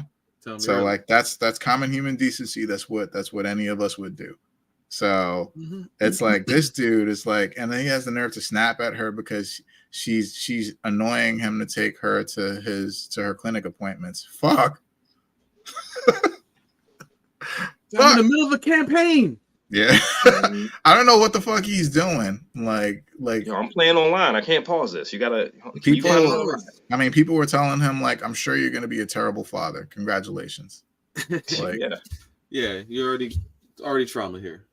Yeah. Jesus, man. Yeah, but I left the link in the chat if y'all want to read up on it a little more. So yeah, that's that for IITY. Hope you enjoyed that one. Yeah, man. Any other topics up for discussion, man? Hey, you know what I'm about to do, Frank? Soon as we get up over here, man. You know what I'm about to do, Frank? God of War. Beep. No, I got Spider-Man. I didn't finish it. Spider-Man. Okay, cool. Yeah, I didn't finish it. Web slinging, dude. Cool. Every cut scene. I was swinging through the city. How far did you get? I don't want to spoil it for you, Juice, but I didn't think I would like a certain element at first because I'm like, Spider-Man swings. He doesn't glide like that, you know? But after using it, I'm looking to use it. I'm like, okay, where's the little wind tunnel? Where I need to find a wind tunnel. I mean, I don't think it's a spoiler, man. It's like in the beginning of the game, the web wings. It's the beginning of the game, man. Yeah. I mean, it was I didn't like him at first. I was like, man, this is not Spider-Man. Spider-Man swings. He doesn't glide. Nah, but then once you start using the travel system throughout the city, you're like, holy shit, okay, all right. I can get from one side to the other just traveling on web wing. I don't even have to swing, you know. I enjoyed the web wings pretty much immediately because I'm like, finally they actually have a function instead of just aesthetically with being here, but like that was always one of the worst parts about the old Spider-Man suit was those web things underneath his arms. Like, what the hell is that for? But I mean, that was for him being more aerodynamic, you know, like staying up there longer. You know, he would use that that's why he had it, so he could stay in the air longer. So yeah, they had a function. It just never really been explored to this capacity. I think like Homecoming was the first movie where or the first instance where you really see him actually use them as like wings to glide. So, yeah, man, it's an awesome game, man. Like, I can't wait to finish. I don't know how far. I like a slow burn on my game. I don't know how far you got, man, but like, yo, it's just keep playing. It just gets better and better and better and better. I remember the first game. Remember we were talking about it before last time. I hated playing as Mary Jane. And this one, it's not so bad. Good. It's so good. It's so good playing as her now. I go around and take out everybody. I'm taking all of you motherfuckers. You don't need to. Same. I'm not sneaking around you. Same. Even though you don't need to, I take everybody out. I'm like, I'm doing this because I like this. This is good. Yeah, it was awesome. I'm to the part now where so I don't want to spoil it for Juice, man. I'm to the part where Pete is trying to give the suit back to Dr. Connors and Harry, you know. But the suit is corrupting him, you know. And I gotta say, I don't like this corrupted Peter, man. I don't like it, dog, because he's angry. You know what I mean? I'll find it. And all this. Dude. I said I'll find him. You know, it was like, oh shit, easy, bruh. Peter. Bruh. Goddamn. I know it only gets Bro, better, man. it's gonna get better. Yo, there's a. I Yeah, can't the even talk cutscenes are about it. crazy. I I can can't even literally, I talk about can't it. wait till I finish the game so I can go back and watch the game movie on YouTube. You know, because just the cutscenes, it's like a movie. It's an action movie. You know. Well, they're coming out. They're coming out with a patch early next year. They said that they were going to come out with a patch this year. Just didn't make it for this year's run. But like they're coming out with a patch early next year. Kind of similar to Miles Morales, where you can first it's the new game plus is the big thing. But another big thing with it is that you can basically replay any mission separate Okay. from each other, so you can watch like the cinematics and Yeah. all of that in said mission, so you can do it that way too. So Yeah, because some of the cinematics I want to see again, but I want to avoid spoilers. So I don't want to watch any. I don't want to watch anything. Yo, how crazy was I mean, they were all crazy. How crazy was the carnival scene? Like the part with the Ferris wheel? Yeah, where Harry had to jump up and yeah. okay, I just love answer that me part. this, Frank. Answer me this, and this would be a spoiler for me too, Juice. Are we going to see Green Goblin? No. I hope he's in the DLC because they're teasing the shit out of it. You know what I mean? I'm like, yo, I want. You giving me Harry and Norman? Where's the Green Goblin, man? Like, where is he? Green Goblin is not the focus of this game. Damn it! I want to see him, though, man. I want to see him. So, maybe he'll be in a DLC or something, or the next game.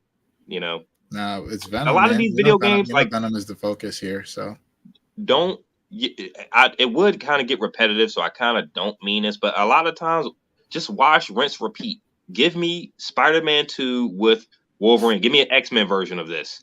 Give me an Iron Man game like this, where I'm just able to fly around New York and do missions, open world, and do cool things. Give me a Captain America game, you know? So, like, they are doing. So Insomniac is doing the Wolverine game, like this. So there's that. But so like Iron Man, I think Iron Man, an Iron Man game will be difficult to do. It's like kind of on the same lines as like why a Superman game is difficult to do. Superman game is very, very, very fucking difficult to do. It's like almost impossible to do because of his range, right? He can go into space.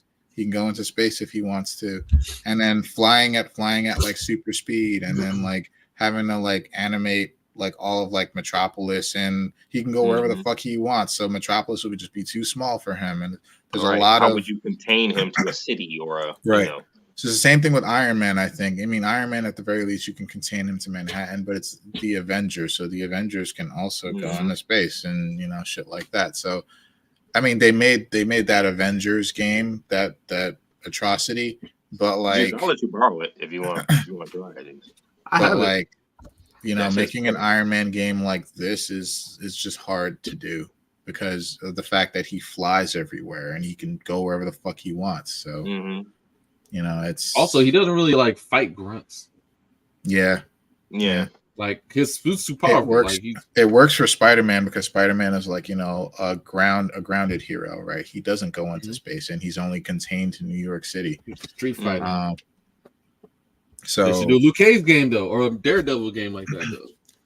Daredevil would be fucking cool, but they need to establish the character first in order to like make a decent game out of him.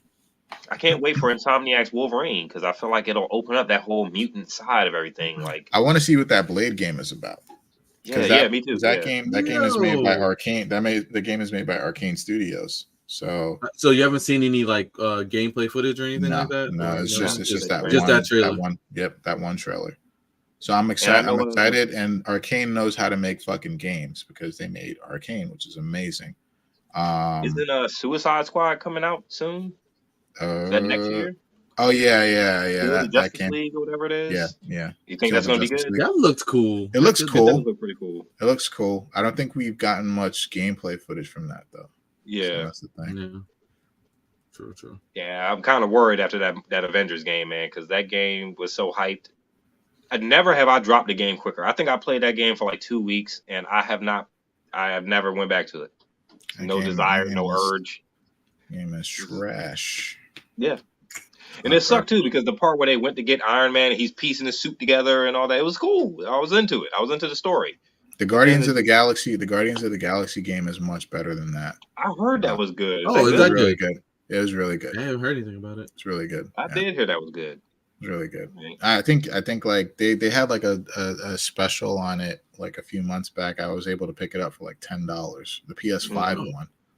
So I would say if you guys are interested in playing it, not the digital one, the physical one, I mean, but like if you guys are interested in playing it, check out to see if there's a deal on it or something. But it's really good. Like I feel like if they had that team work on the Avengers, which doesn't make sense to me because it's fucking Square Enix, right? But they publish, so I guess different developers. But like, if they had that team work on the Avengers game would have been much better.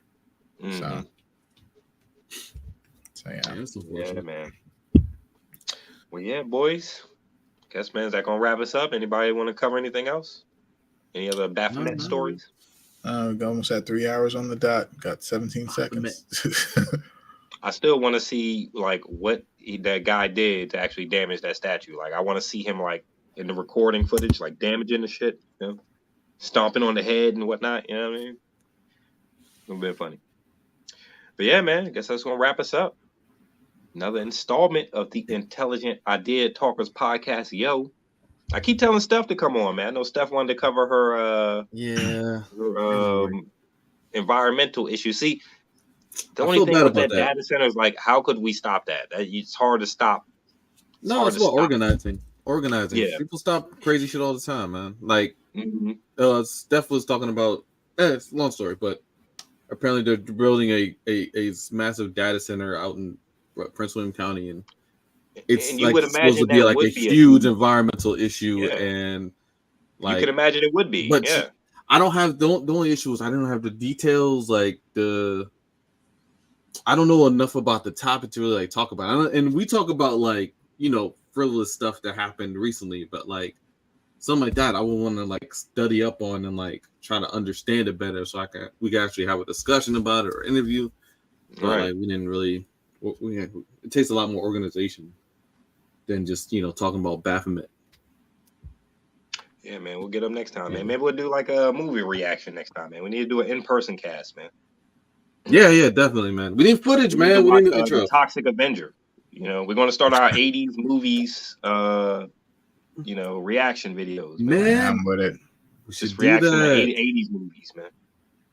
Hey, all right. Look, I'm gonna send out I'm gonna propose some times, and then we're gonna do that. Okay. We should do the Terminator. Yeah. Terminator 1 or 2? Yeah, one. Okay. 80s. You said 80s. If you want to do 90s, we would definitely do Terminator. Maybe we could break them in a series. We'll have like the 80s, then the 90s, and just random movies from all over the place that we saw. Yeah. The 80s were a special time, though. CGI, practical effects. Practical effects. Yeah. Mm-hmm. All right, boys. Yeah, man.